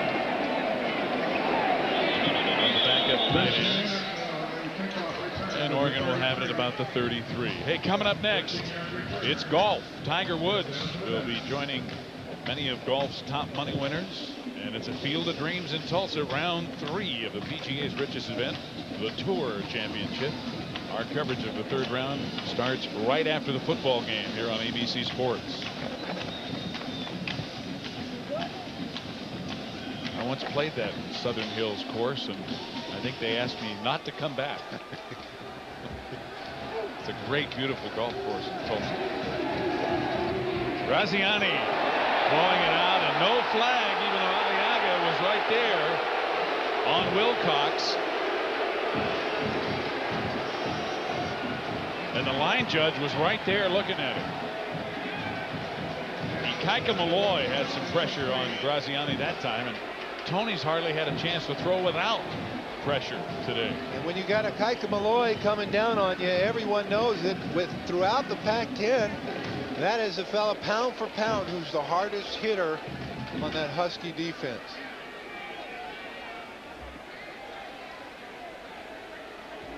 .5'11", 200 pounds, but he can really, really motor. 2nd and 10. Throwing back, setting up the screen to Wilcox. Aliaga brings him down. Wilcox has a first down and a gain of about 14 yards before Inc. can make the tackle. Well, that tight end screen was really set up there by the great blocking of Tassi Malapai, 340 pounds. You'll see him in the right-hand part of your screen there at the bottom, number 73. He blocks. They roll away, and it's a throwback screen to the tight end. You can see him in the left part of your screen blocking, and again, Josh making it down the field. Nice effort after the catch. A gain of 15. The ball at the Oregon 48, first down, 3:25 to go in the 3rd quarter.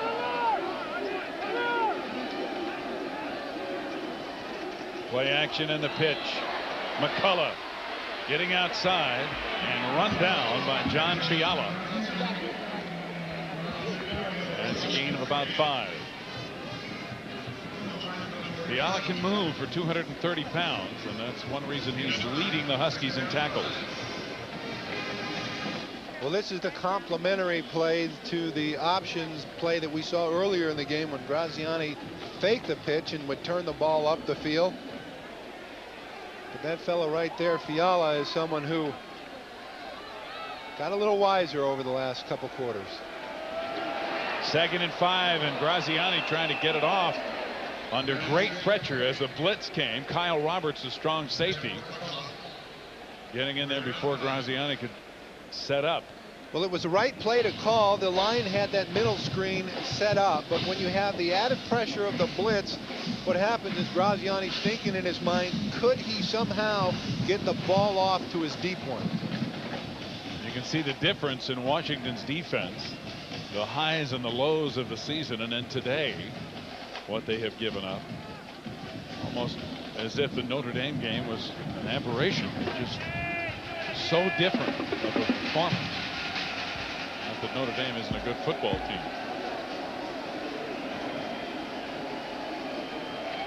Short drop. Graziani has it tipped and it falls incomplete. Intended for Pat Johnson. And it looked like Chris Campbell, the defensive end, number 35, might have gotten his hand on it. So that'll bring up 4th down again, and Oregon will have to give it up. And you know, there's a fellow you don't hear much about, but you talk to the coaches, and I said, who are the numbers that kind of leap off the screen to you? And Rich Stubler said, Dirk Cotter said that this is young man right there, number 35. He just was explosive. They don't know enough about him, but he shows up and play hard. Jerome Pathon dropping back for Josh Bidwell's punt. Bidwell has been busy again. He's punting into a win, and he drives it. I mean, he got all of that one. Pathon lets it bounce at the 3, the 1, and into the end zone for a touchback. Lamont Woods streaking down there for Oregon, trying to get to it, but it'll be 1st and 10. Huskies at the 20, leading 31-7 in the final 2.5 minutes of the 3rd quarter.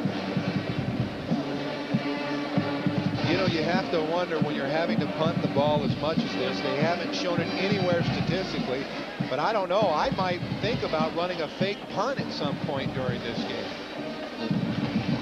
Well, they may have to, especially when they get into the 4th quarter. They're going to have to try everything. That was a 47-yarder by Bidwell.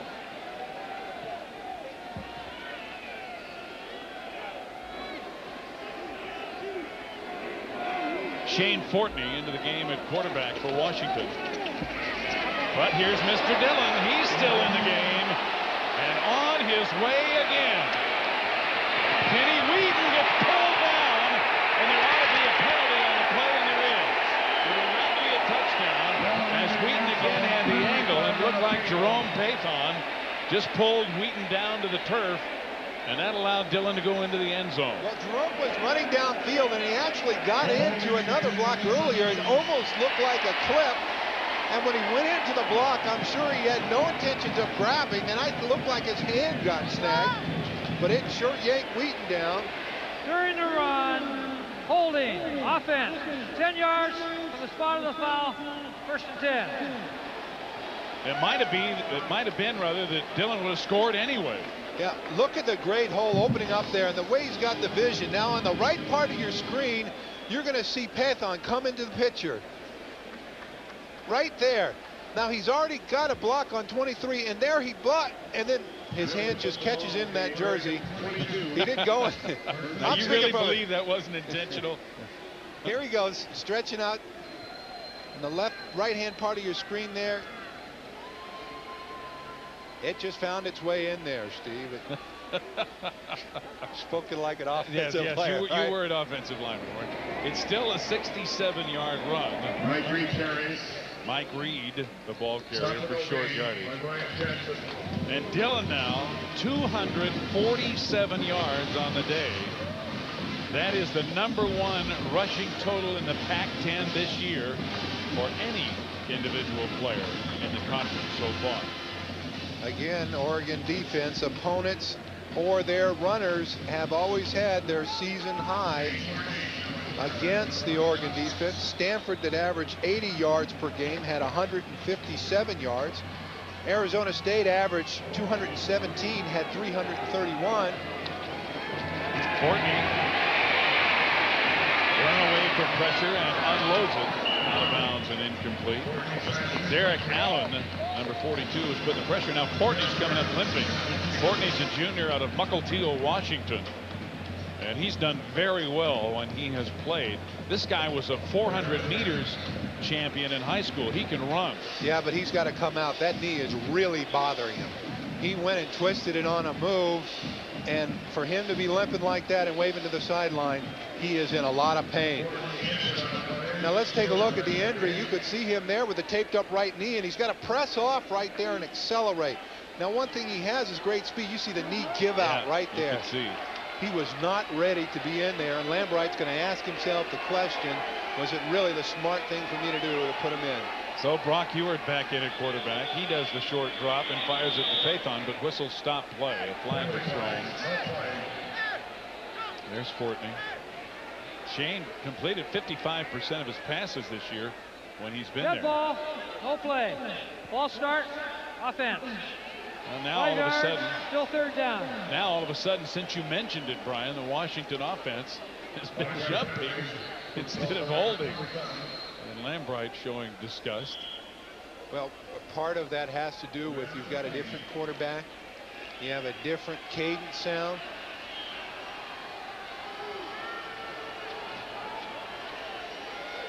Third down, 15 yards to go.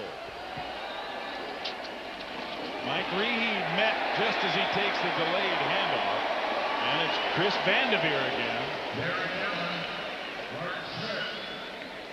Vanderveer having a heck of a game. And might have even seen stars on that one as it was helmet to helmet with Mike Reed. Well, you can see him there with that right arm there, his shoulder. It's bothering him. He's trying to shake it out a little bit. That's one thing when you're going to play against the Huskies and those 300-pounders. They're going to storm off the ball and hit you. I mean, this is a contact team. Huskies elect to punt even though it's short yardage. Hamid Sarshar, a junior from Everett, Washington, who's doing the punting. The only punter they brought on the trip. Kenny Wheaton has dropped back for Oregon, but now they let the play clock run down to get the 5-yard penalty to move it back a little bit. The ball was at the 30. So they're going to move it back to the 35, and that'll give Sarshar a little more room to try to put it out inside the 10. This is the discipline that Jim Lambright was talking about, the way they can move the ball down the field, yet they have to focus on finishing. Game, offense, penalties decline. See, Fourth Oregon, down. Oregon did the right thing. They can decline that penalty, and they did. Make it a little tougher for the punter. Sarshar hasn't exactly had a great day kicking either.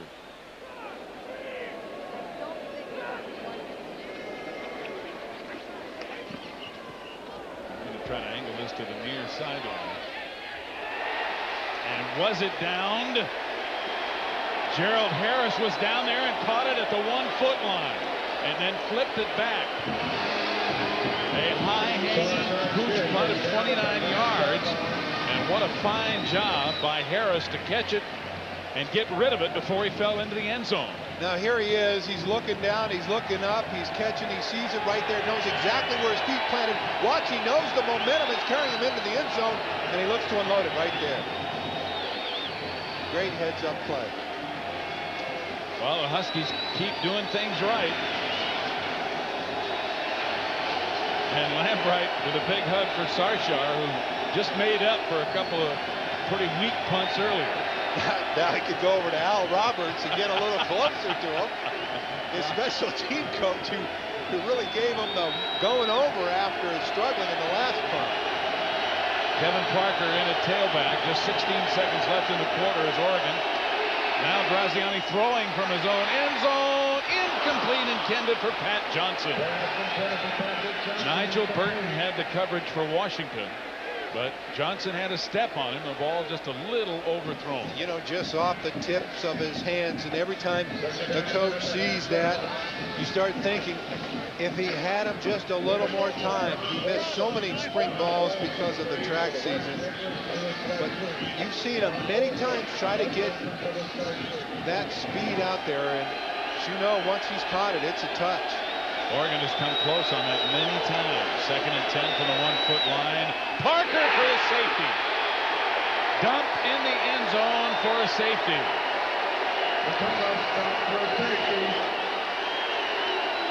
Lester Towns with great penetration. And how defensive players love to get a safety. You see him jumping around as they do in that 9-man front. Towns just comes right in there, defeats the blocker. Tassi Malapiai couldn't get over there quick enough and gets the safety. But more than anything else, these points add emotional momentum to a defense who have to look at themselves and say, we are not there yet. We need to do some things differently because they gave up some yards uncharacteristically on running plays against Oregon. They are in the driver's seat, however, leading now 33-7 after the safety. Oregon will get a free kick and have to give up the football to Washington once again with only 7 seconds left in the 3rd quarter.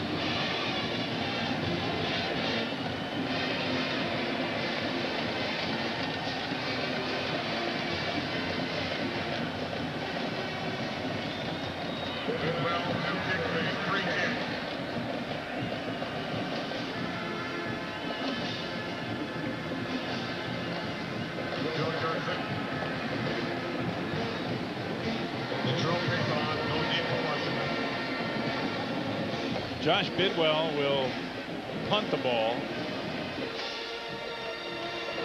on the free kick for Oregon. Joe Jarzinka and Jerome Pathon are the heat men for Washington. They're at about their own 30.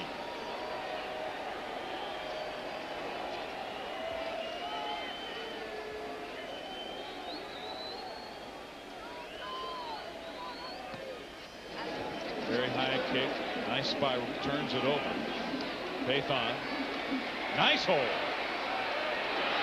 Pathon to about the 46 of Oregon. And the Huskies are back in business. Time runs out at the end of the third quarter, and we're back with Washington leading big.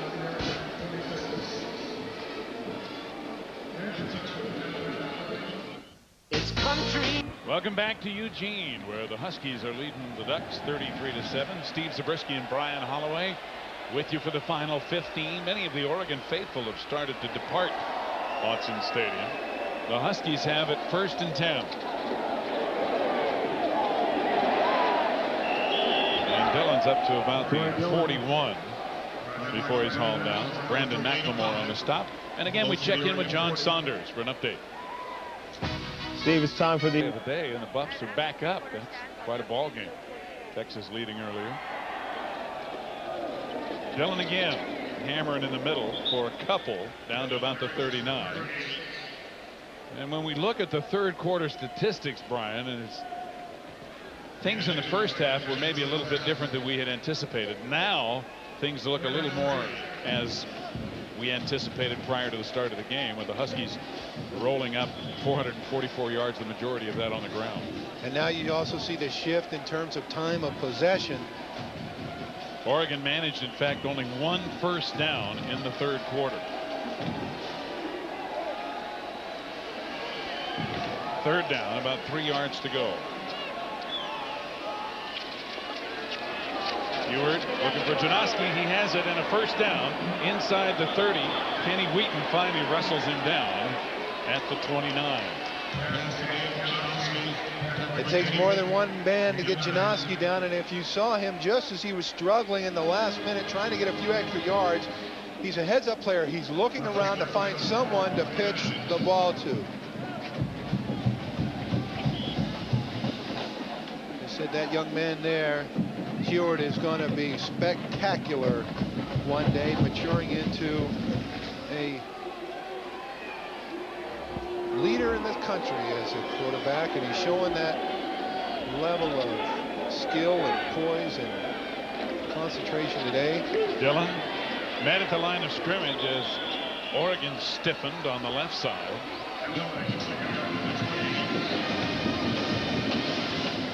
Ewert is 13 out of 17 passing in the game. We've got an injured Duck. Ewert has thrown for 186 yards today. It looks like Bryant Jackson is hurt again. He was injured earlier. He came into the game having had some foot problems. This appears to be perhaps a knee based on his reaction. 12:52 to go in the fourth quarter. We'll be back. Saturday here on ABC.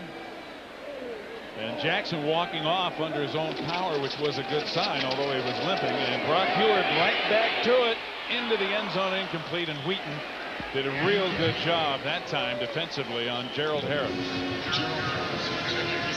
12:36 left in the fourth quarter. It's going to be 3rd and about 9 for Washington. We talked about how Oregon's defense has really struggled this year, and there have been a lot of reasons for it.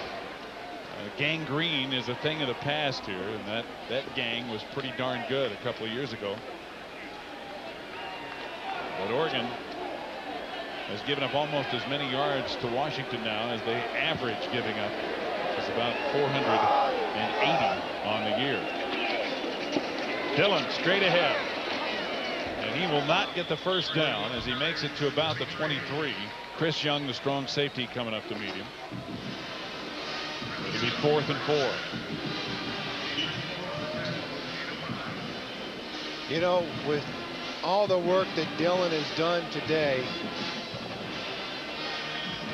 having a tailback that's still available to you, still willing to run hard and break tackles, is a tremendous asset.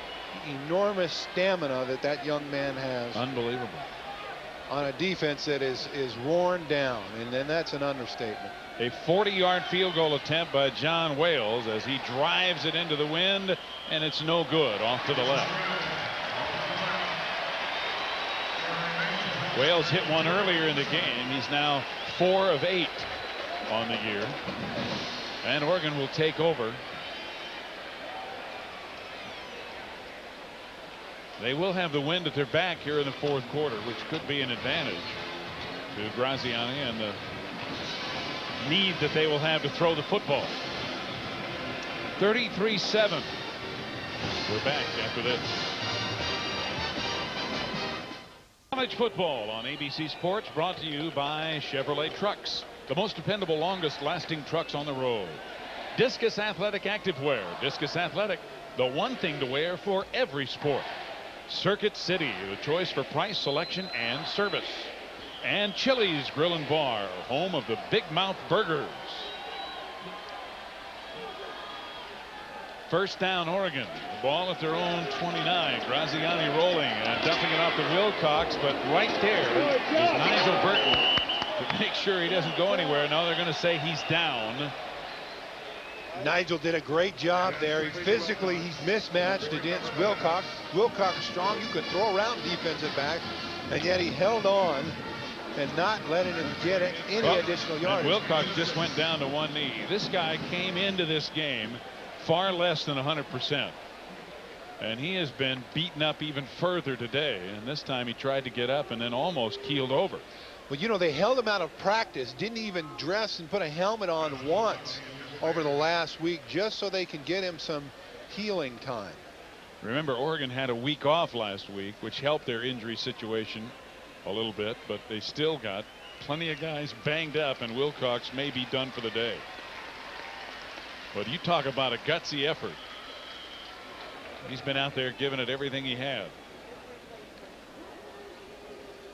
Graziani sitting there, and he just gets the ball right over Chorak there. And there, Wilcox is just driving, and at the last minute there gets that knee twisted and head bang. Complete to tight end Spence. Blake Spence. Down the far side and out of bounds. Blake Spence with a huge gain, and Oregon's remaining fans are having something to finally get fired up about again. The play action pass only works because they had a running game become effective for them. And to be able to catch that tight end there in the release, that has been available to them. The tight ends have not been a big part of their package in the games that we watched in film study.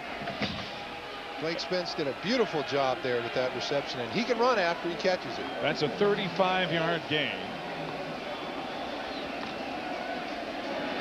Jelton to block for Graziani, who's looking deep again. Graziani in and out of the hands of Johnson. And Johnson knows he should have caught that ball for a touchdown. In fact, I don't know how he missed it. That was a beautiful, well-thrown ball. And Johnson has just got to be frustrated with himself. He was so close so many times, and he knows that he's carrying the weight of the team right now. And Bellotti said that's one thing. He didn't want his players to feel that sort of pressure where they have to find themselves as sort of the savior. And that ball was a touch. He knew it. It was in the end zone. And shaking his head. Second down 10. 10:54 remaining in the fourth quarter. And a fumble on the exchange, but I think, yes, Oregon will retain possession.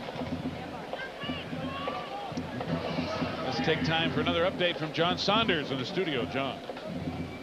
Ball game there. Oregon 3 for 12 on third down conversions. On 3rd and 10, incomplete.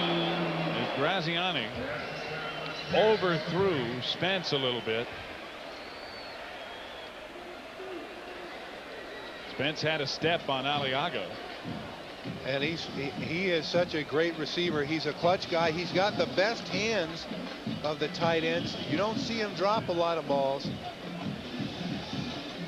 Graziani's getting great protection back there. I'll tell you, I was really impressed by what that offensive line has been able to do. The way they keep Graziani moving, and still, despite these drops, the ball is still coming in there, getting into the receiver's hand. 4th and 10. And now timeout. Timeout, Oregon. Number 1. Oregon with 2 timeouts remaining. Washington with all 3 of theirs, and 10:15 left to go in the 4th quarter. 33-7, Washington leading. 4th and 10 as you look at Brock Huard still staying warm and staying loose on the sideline. His backup is injured, Shane Portney, so he's going to have to come back in there. 4th and 10. Graziani running around trying to buy some time, and it's incomplete. Intended for Tony Hartley, but batted away by Nigel Burton, and Washington will take over on downs with just over 10 minutes remaining in the 4th. Hey, tomorrow night on ABC, an hour of America's Funniest Home Videos, followed by an all-new Lois and Clark. Then Harrison Ford stars with Samuel L. Jackson and Ann Archer in Tom Clancy's Patriot Games, all tomorrow night right here on ABC. Good movie. Good actors. Olin Kreutz, number 77, is back in for Washington at center, so apparently his injury not too serious, as the Huskies will go from their own 36, leading 33-7. And in now at tailback is actually the starting fullback, George Keaho. The single setback. Peter Sermon on the stop for Oregon. In all fairness to Oregon's defense, they faced a tremendous amount of adversity starting out the season in the Canadian style defense, playing off the ball, then scrapping that defensive scheme, and now saying we're going to go back to what we used to do, and telling these young players that, hey, you're going to have to learn the position all over again right in the middle of the season. In the middle of all these injuries, they know it's just tough to do. But the pump fake by Huard as he's trying to isolate Jerome Pathon on the far sideline. Keon Jabbar East had the coverage, and Huard and Pathon apparently didn't hook up once again. Well, he had tremendous protection there, and he's back in the pocket, moving his feet, looking. He made eye contact with Pathon, and Pathon knows when he's got that kind of time, it's time to burst deep for the post, and that didn't happen. That shows you the level of competitiveness with Huard. Here they are up 33-7, and yet still looking for any opportunity to go deep and score. Jason Harrison at tailback takes the fake, and Huard throwing incomplete as Jerome Pathon had his legs cut out from underneath him by Kenny Wheaton. Pathon had a hand on the ball and no flag as Wheaton timed it perfectly, and it'll be 4th and 9, and the Huskies will punt it away. So many teams try to keep the ball away from this part of the turf where Mr. Wheaton is the caretaker, and there he goes, cuts him underneath. He had set him up, he saw the block, and what he wants to do is punish his receivers. He's not a big guy, 5'9", 191 pounds, but boy, he comes with a lot of thunder. Hammett Sarshar with a high hanging punt. Johnson trying to get to the ball, had to run through a player, and flags go down, as you got to give the receiver 2 yards at least, and apparently Washington didn't do that, and it'll be interfering with Johnson's ability to make the catch, I believe.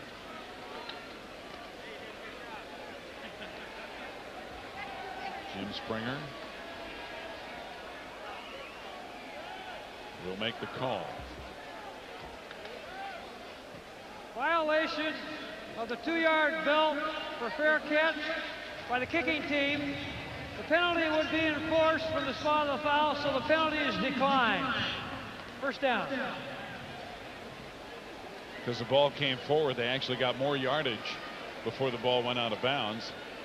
And Oregon has an injured player on the play on the sideline. We can't quite make out the number, but we do have a report that Josh Wilcox did suffer a slight concussion on that play when he was fighting for extra yardage and took a knee to the helmet.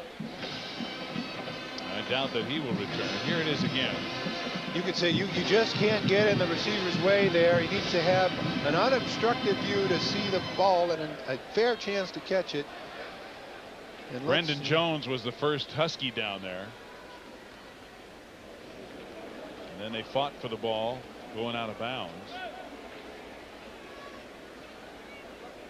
You know, this is a time coming off the bench, maybe a little stiff or a little tight, and you get those muscles torn or ripped. Or it's Pat Johnson.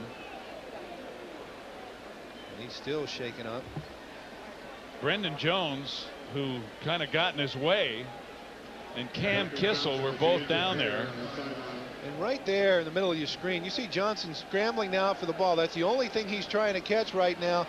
And then he just gets hit by a whole gang of folks. You know, all it takes is a knee to the ribs or a helmet to the hip. You get a hit pointer. And it could be, and they don't appear to be working on his legs, so it could be he just had the wind knocked out of him, because he had about 4 guys fall on him, and he may have been on top of the football. Now they're carrying him, so I think maybe he does have a leg problem. That would be an even further blow to Oregon if they were to lose Pat Johnson.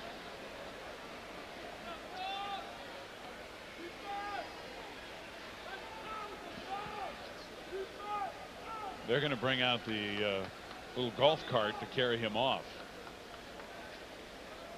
And that's not a good sign.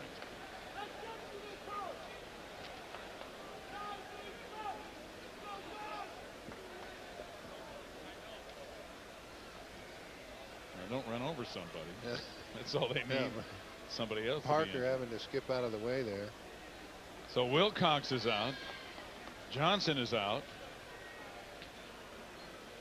And while they take Pat Johnson off the field, we'll check in with John Saunders.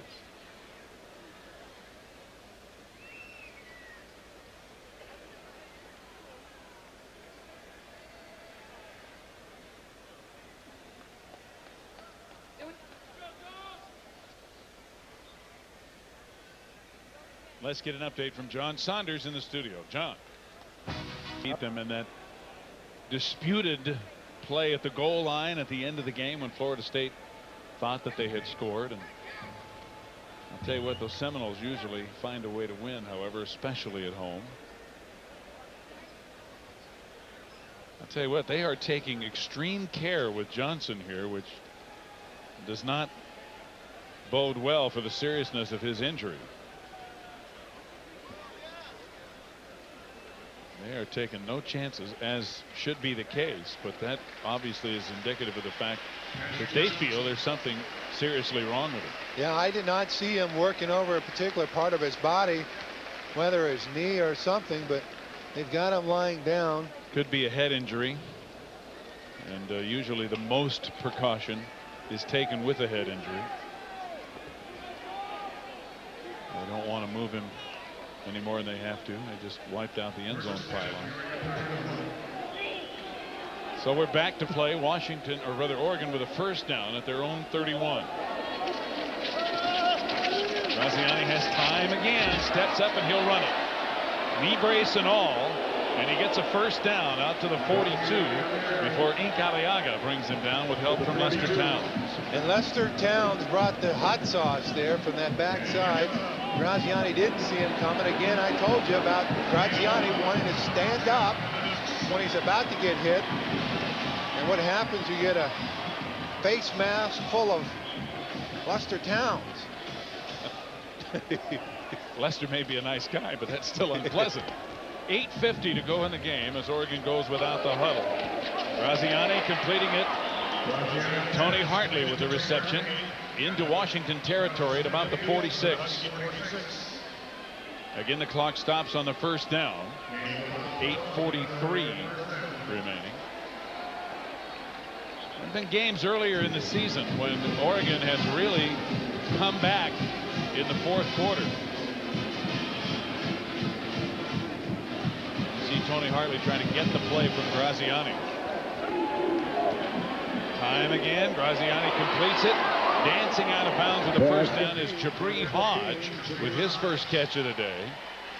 And that stops the clock with 8:24 left. You know, whenever I see them running no huddle offense and moving the ball down the field so well, even if it is in the fourth quarter, I ask myself this question: why don't you show this offense in the second quarter when the game is not so far out of reach? Exactly. Because the way they're moving the ball down the field, they're getting great blocking there. The protection has been excellent today. Well, then the case can be made that maybe Washington isn't rushing as many guys. Maybe they're not blitzing as they would be otherwise. Maybe they're dropping deeper. They're coming, however. They set up the screen. Eric Wynn, the fullback, and he's got a blocker.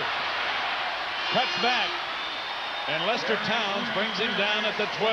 It'll be first, actually the 7. First and goal, Oregon. Eric Wynn out of Beaverton, Oregon, just outside of Portland, 210-pounder. There we are. It was well set up there. They allow the pressure to come in. The blitz was called. Eric Wynn breaks outside. He's a self-made, undersized guy, power lifter on the team, and big Tassi Malapai down the field, 340 pounds blocking for him, as well as the other lineman. David Weber was down there too. Bob Baldwin on the screen.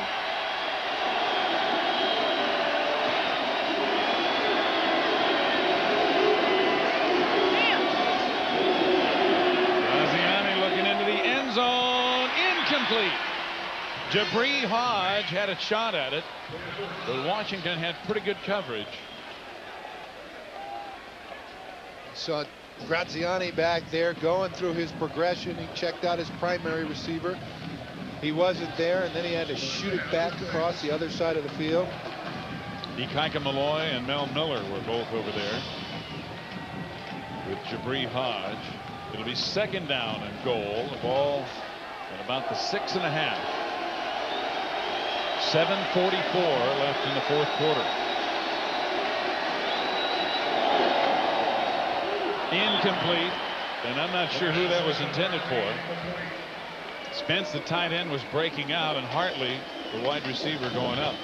Well, and Jason Chorak was in there big time for Washington. Tony saw immediately they had a blitz package in coming hard from his right side, and he had to get that ball. He had to dump it right away because he knew he didn't have the play in. There was going to be nothing there, and just got rid of it. Third down and goal.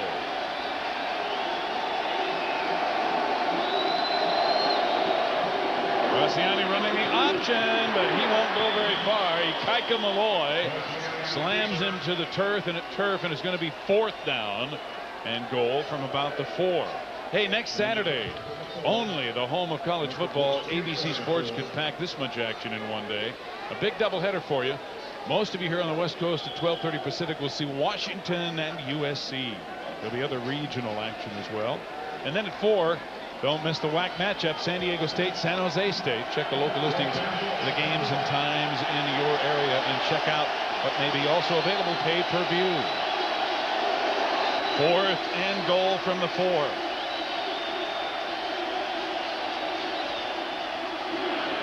The pitch to McCullough. He cannot get away. Kyle Roberts with the big play, and Washington again takes over on downs. Roberts, however, may have been injured on the play as well. But they do so well outside with all that pressure. It's hard to turn the corner on them. Salvador McCullum, he had done it so well earlier, but you have to duck in and out, and he couldn't get by Roberts on this one. 33-7. Washington maintaining their lead with 6:50 to go. This is the big bugaboo for the Ducks this year. And Brian, you talked earlier about the changes in coordinators, changes in schemes, injuries, young players. The bottom line is Oregon just hasn't been able to do it on defense. And today, Washington's defense has pretty much held their offense in check as well. That's why the Huskies lead 33-7 as Jason Harris, a sophomore out of Diamond Bar, California, is in a tailback. He was in the game earlier but did not carry. This is his first carry of the day. You see Ohio State and Iowa there, and Florida State, as John Saunders showed us, leading Virginia. Arizona State holding on to that lead and undefeated record in the Pac-10 with a big win at Stanford. Tennessee has come back against Alabama to lead the Tide 20-13. 6 minutes and 12 seconds left in the fourth quarter. 2nd down and 7.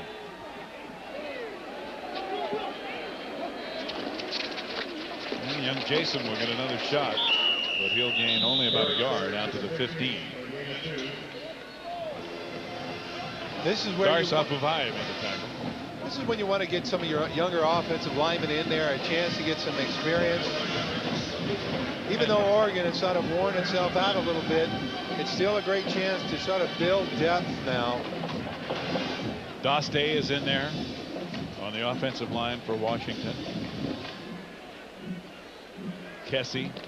And Oregon's got some young guys in there. Darsof Uvai, who made that last tackle, a 300-pound true freshman out of Ogden, Utah, who's at nose tackle. Redshirt freshman Buddy Smith in there as well.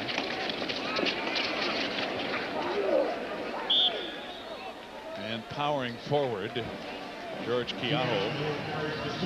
And Afuvai makes the tackle again. Peter Sermon also on the bottom of the pile. And it's going to be 4th down. And Jim Lambright, seeing his chances in the Pac-10 remain alive. The Huskies are getting ready to go to 4-1 in the conference, 5-2 overall. Jamal Wallace is back deep as Hamid Sarshar will punt for Washington. Into the wind, a high hanger. Wallace calling for the fair catch, almost interfered with, and he makes the catch right at the 50. A 33-yard punt, and Oregon will have 4.5 minutes left with which to try to do something, down 33-7.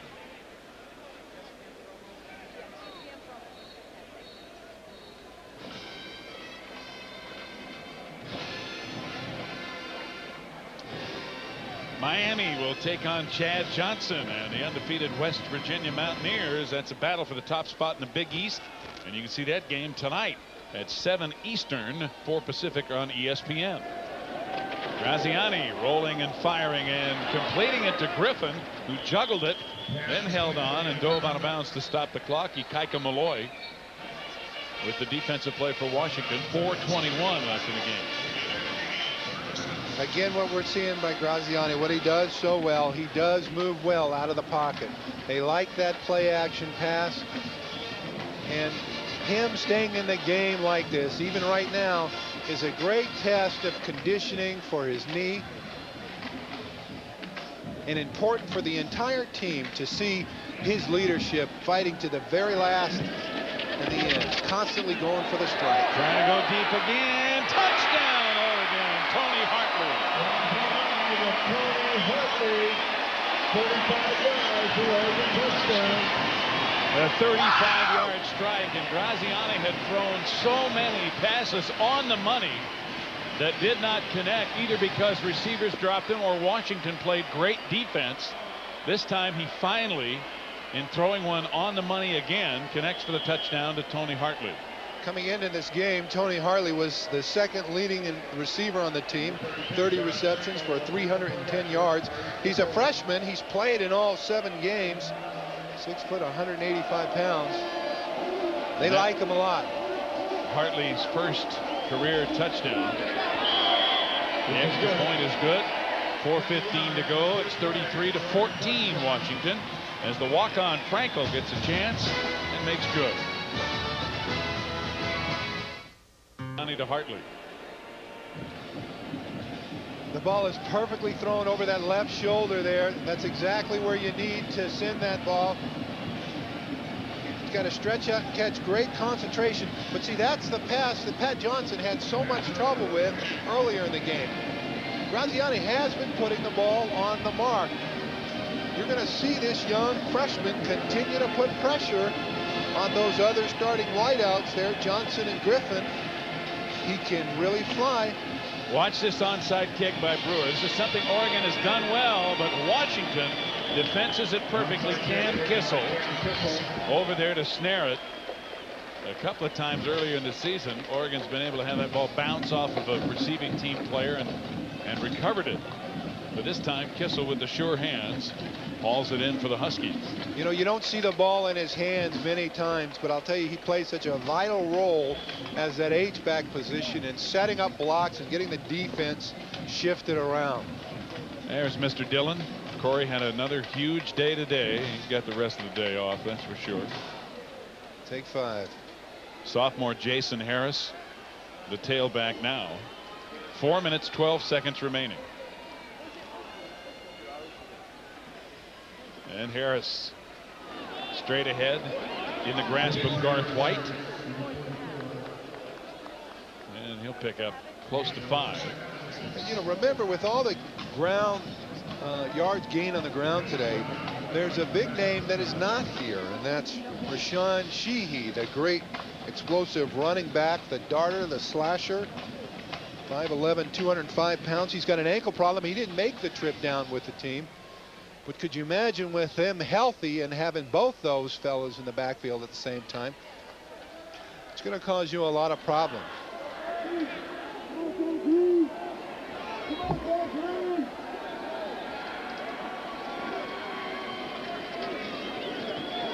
George Keaho carrying on 2nd down and 6. He picks up a couple.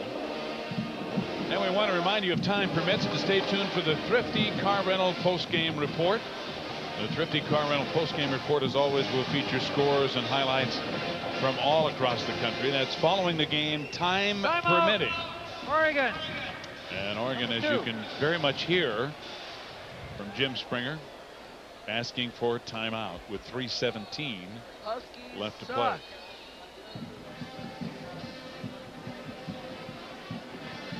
Well, Mike Belotti's got his hands full. He's got a lot of things to work on. He's got a lot of young kids out there. But they've also got some people that can play this game. The real question, I guess, is after this year, what are they going to do for quarterback? Graziani's eligibility is all used up. They've got so many other parts of their team they've got to be thinking about. But the thing that, more than anything else, they're going to establish is the idea that they can win. They have to get back on track. And so much of this season has absolutely stunned them and their coaching staff that you look around at each other and you say, what are we going to do now? Jason Moss would appear to be the heir apparent at quarterback for the Ducks.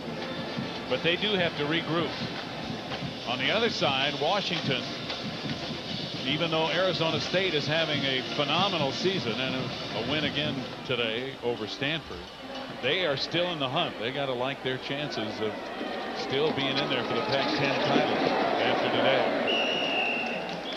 today. A first down as Jason Harris slices through and inside the Oregon 35 for another Washington first down.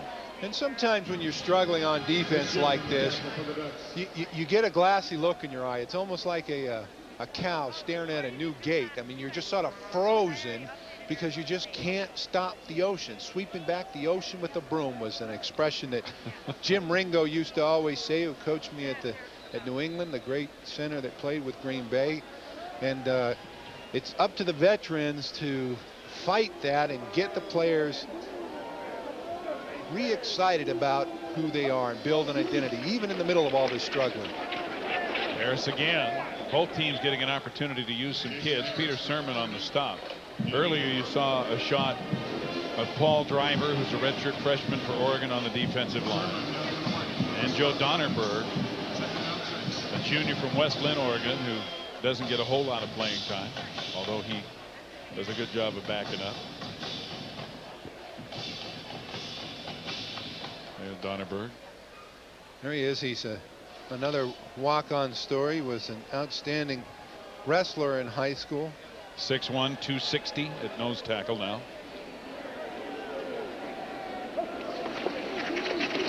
And Harris could turn out to be a bit of a story himself, as the Huskies seem to have a plethora of tailbacks. And Jason Harris, just a sophomore at 6 feet 205, doesn't look too shabby himself. Well, our Chevrolet most valuable players of the game. Oregon. Corey Dillon, who had such an outstanding day His second highest rushing effort in Washington history, as a matter of fact. 32 carries for 261 yards and 3 touchdowns. And on the other side of the field, it's Tony Graziani, who in the losing effort has done another good job, having come back only his second game following his knee injury. For 276 yards, 19 of 41, and a touchdown. Chevrolet will donate $1,000 to each school's general scholarship fund to reward outstanding students for their academic achievements and to assist those in financial need. It's been a Chevrolet tradition for more than a quarter of a century, and almost 60 so far awarded in the Chevrolet scholarship program. One thing about games like this, you can see the look on Graziani's face right there, just the bitter disappointment. Even when you're struggling, it's tough to lose. You don't sleep well at night. You rethink all the things that you did during the game. Brock Huard, another guy who's had an outstanding day today. He hands it off again to Harris. Close to the first down. Garth White doing it at middle linebacker, holding him up. 1:43 now left in the game. And Washington just running the ball. Picks up another first down.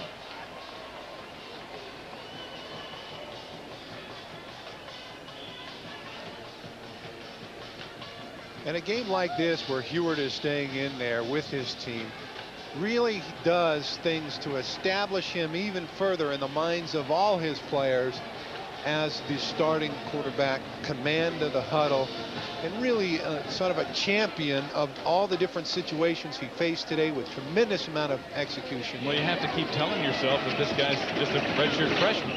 This is his first year. He plays with so much poise. Harris outside again. Let's look at the Pac-10 standings now with some assumptions based on the fact that Washington's winning here and Oregon is losing. Arizona State has defeated Stanford to go 6-0, and Washington right behind them at 4-1. Of course, they've still got their game with Washington State left. They've got to play USC, but the Trojans just 2-2 in the conference. And Oregon will go to 0-5 in the Pac-10. So it could come down to Washington not having a chance if Arizona State wins out. Jumping to the outside is Terry Holloman, who's in there at tailback. He's a junior out of Everett at 210. And Peter Sermon again makes the tackle. And time is going to run down now. They don't need to run another play with less than 15 seconds left. Well, the Dogs and the Ducks met for the 90th time here today, and the fur was a little more than the feathers, I guess.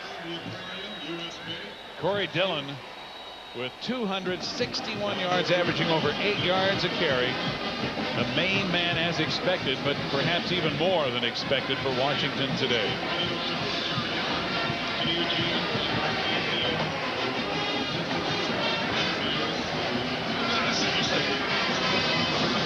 Steve Zabriskie for Brian Holloway. Thanks for being with us. Once again, the final score, Washington 33 and Oregon 14 in the 90th meeting between these two schools.